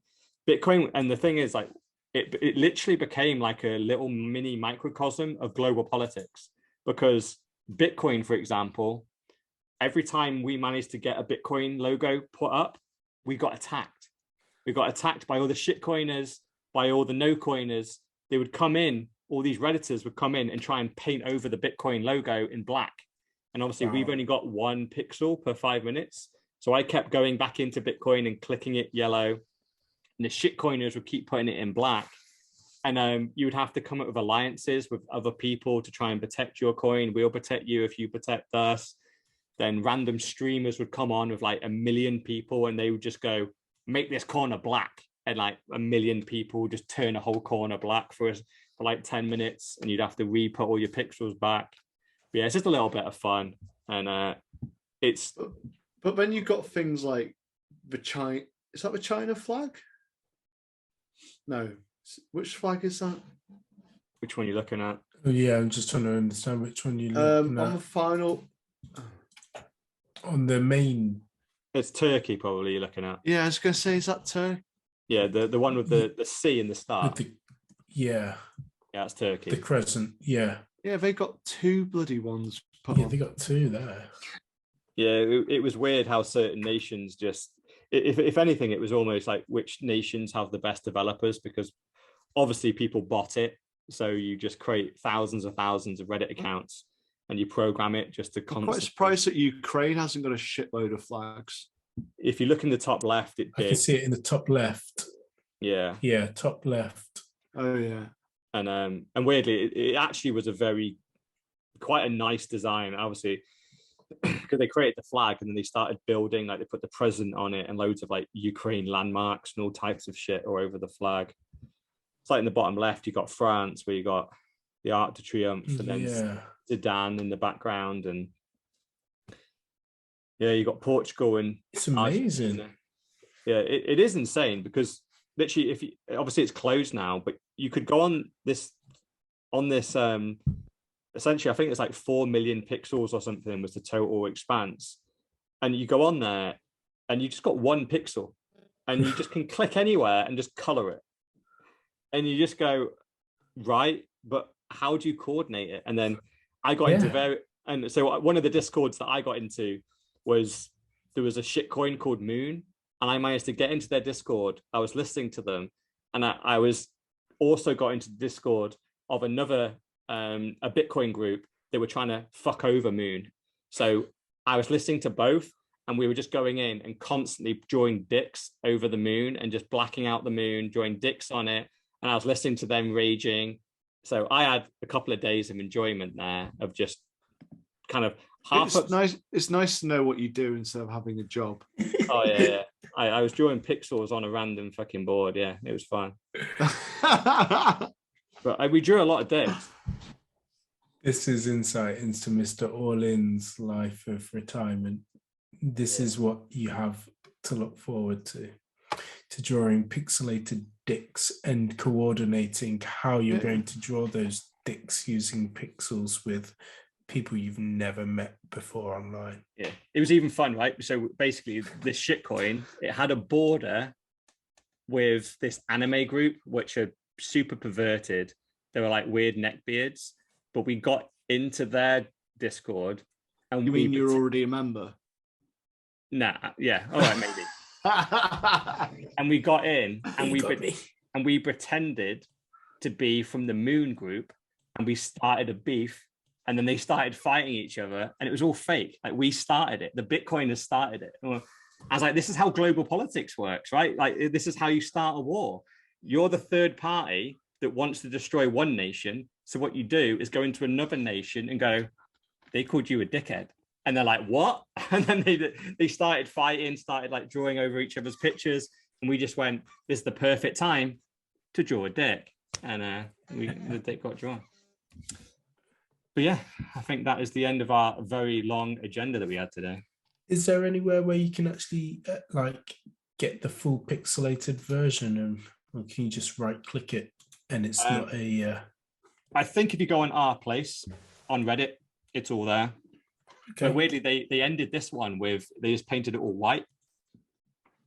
But there are there's actually really good videos on r/place on Reddit of like a video of where the whole pixelated space starts off as white and then just gets pixelated, and then you can see all the evolution of various flags and designs all getting created, and then it ends with the final variant. So it's all there. It's all documented on our place on Reddit. The one from 5 years ago looks a lot more simple. That's the one which I'm looking at. Yeah, I think it was. Yeah, I think it was a smaller. Yeah, so you got the Linux penguin, Mona Lisa, and a bunch of flags, really. Yeah. It was just a bit of fun. But it was interesting just to see how hated Bitcoin was on Reddit. We managed to get a small Bitcoin logo done, and we got the magic internet money with the wizard that created on there as well. But we were getting constantly attacked by everyone. Everyone just hated us. There's so many shitcoin communities that are massive. Like you can see in one of my screenshots, Dogecoin's got a massive space and they barely got touched the whole time. So, I didn't notice those. Yeah. Yeah. They're there. Dogecoin, much wow, and all that stuff. But I do think it also just represented that not many Bitcoiners give a fuck about stuff like this. So I was doing it for a bit of fun. Like, who cares if we're on our place, really? I was just doing it as a bit of a troll, really, just trying to troll as many shitcoiners as I could. It'd be interesting, but I look at that line going through, which is like the German flag. Like, yeah, I think it's, yeah. It is, yeah. That's interesting to see that that's such a big thing, and then also it goes vertically as well as horizontally as well. Yeah, as always, the Germans are organized. They are indeed. Right, well, I could look at that forever because there's something new that you look at and see each and every time. So yeah, definitely give that a look and encourage people to take a look at it. But I will close us out here to our super long episode of episode 49 of the 4Bs, brought to you by Mr. All-In, aka the $1 Trillion Man, the People's Dr. Evil 10%, aka the People's Champ, myself, Sir Neverlook, aka the Excellence of Execution. And she was here, but she wasn't here, said nothing, not a damn thing. So, Mrs. No Show, where are you? We're about to hit our 50th show next week, so definitely join us for that after the Bitcoin conference. And without further ado, I'll say peace.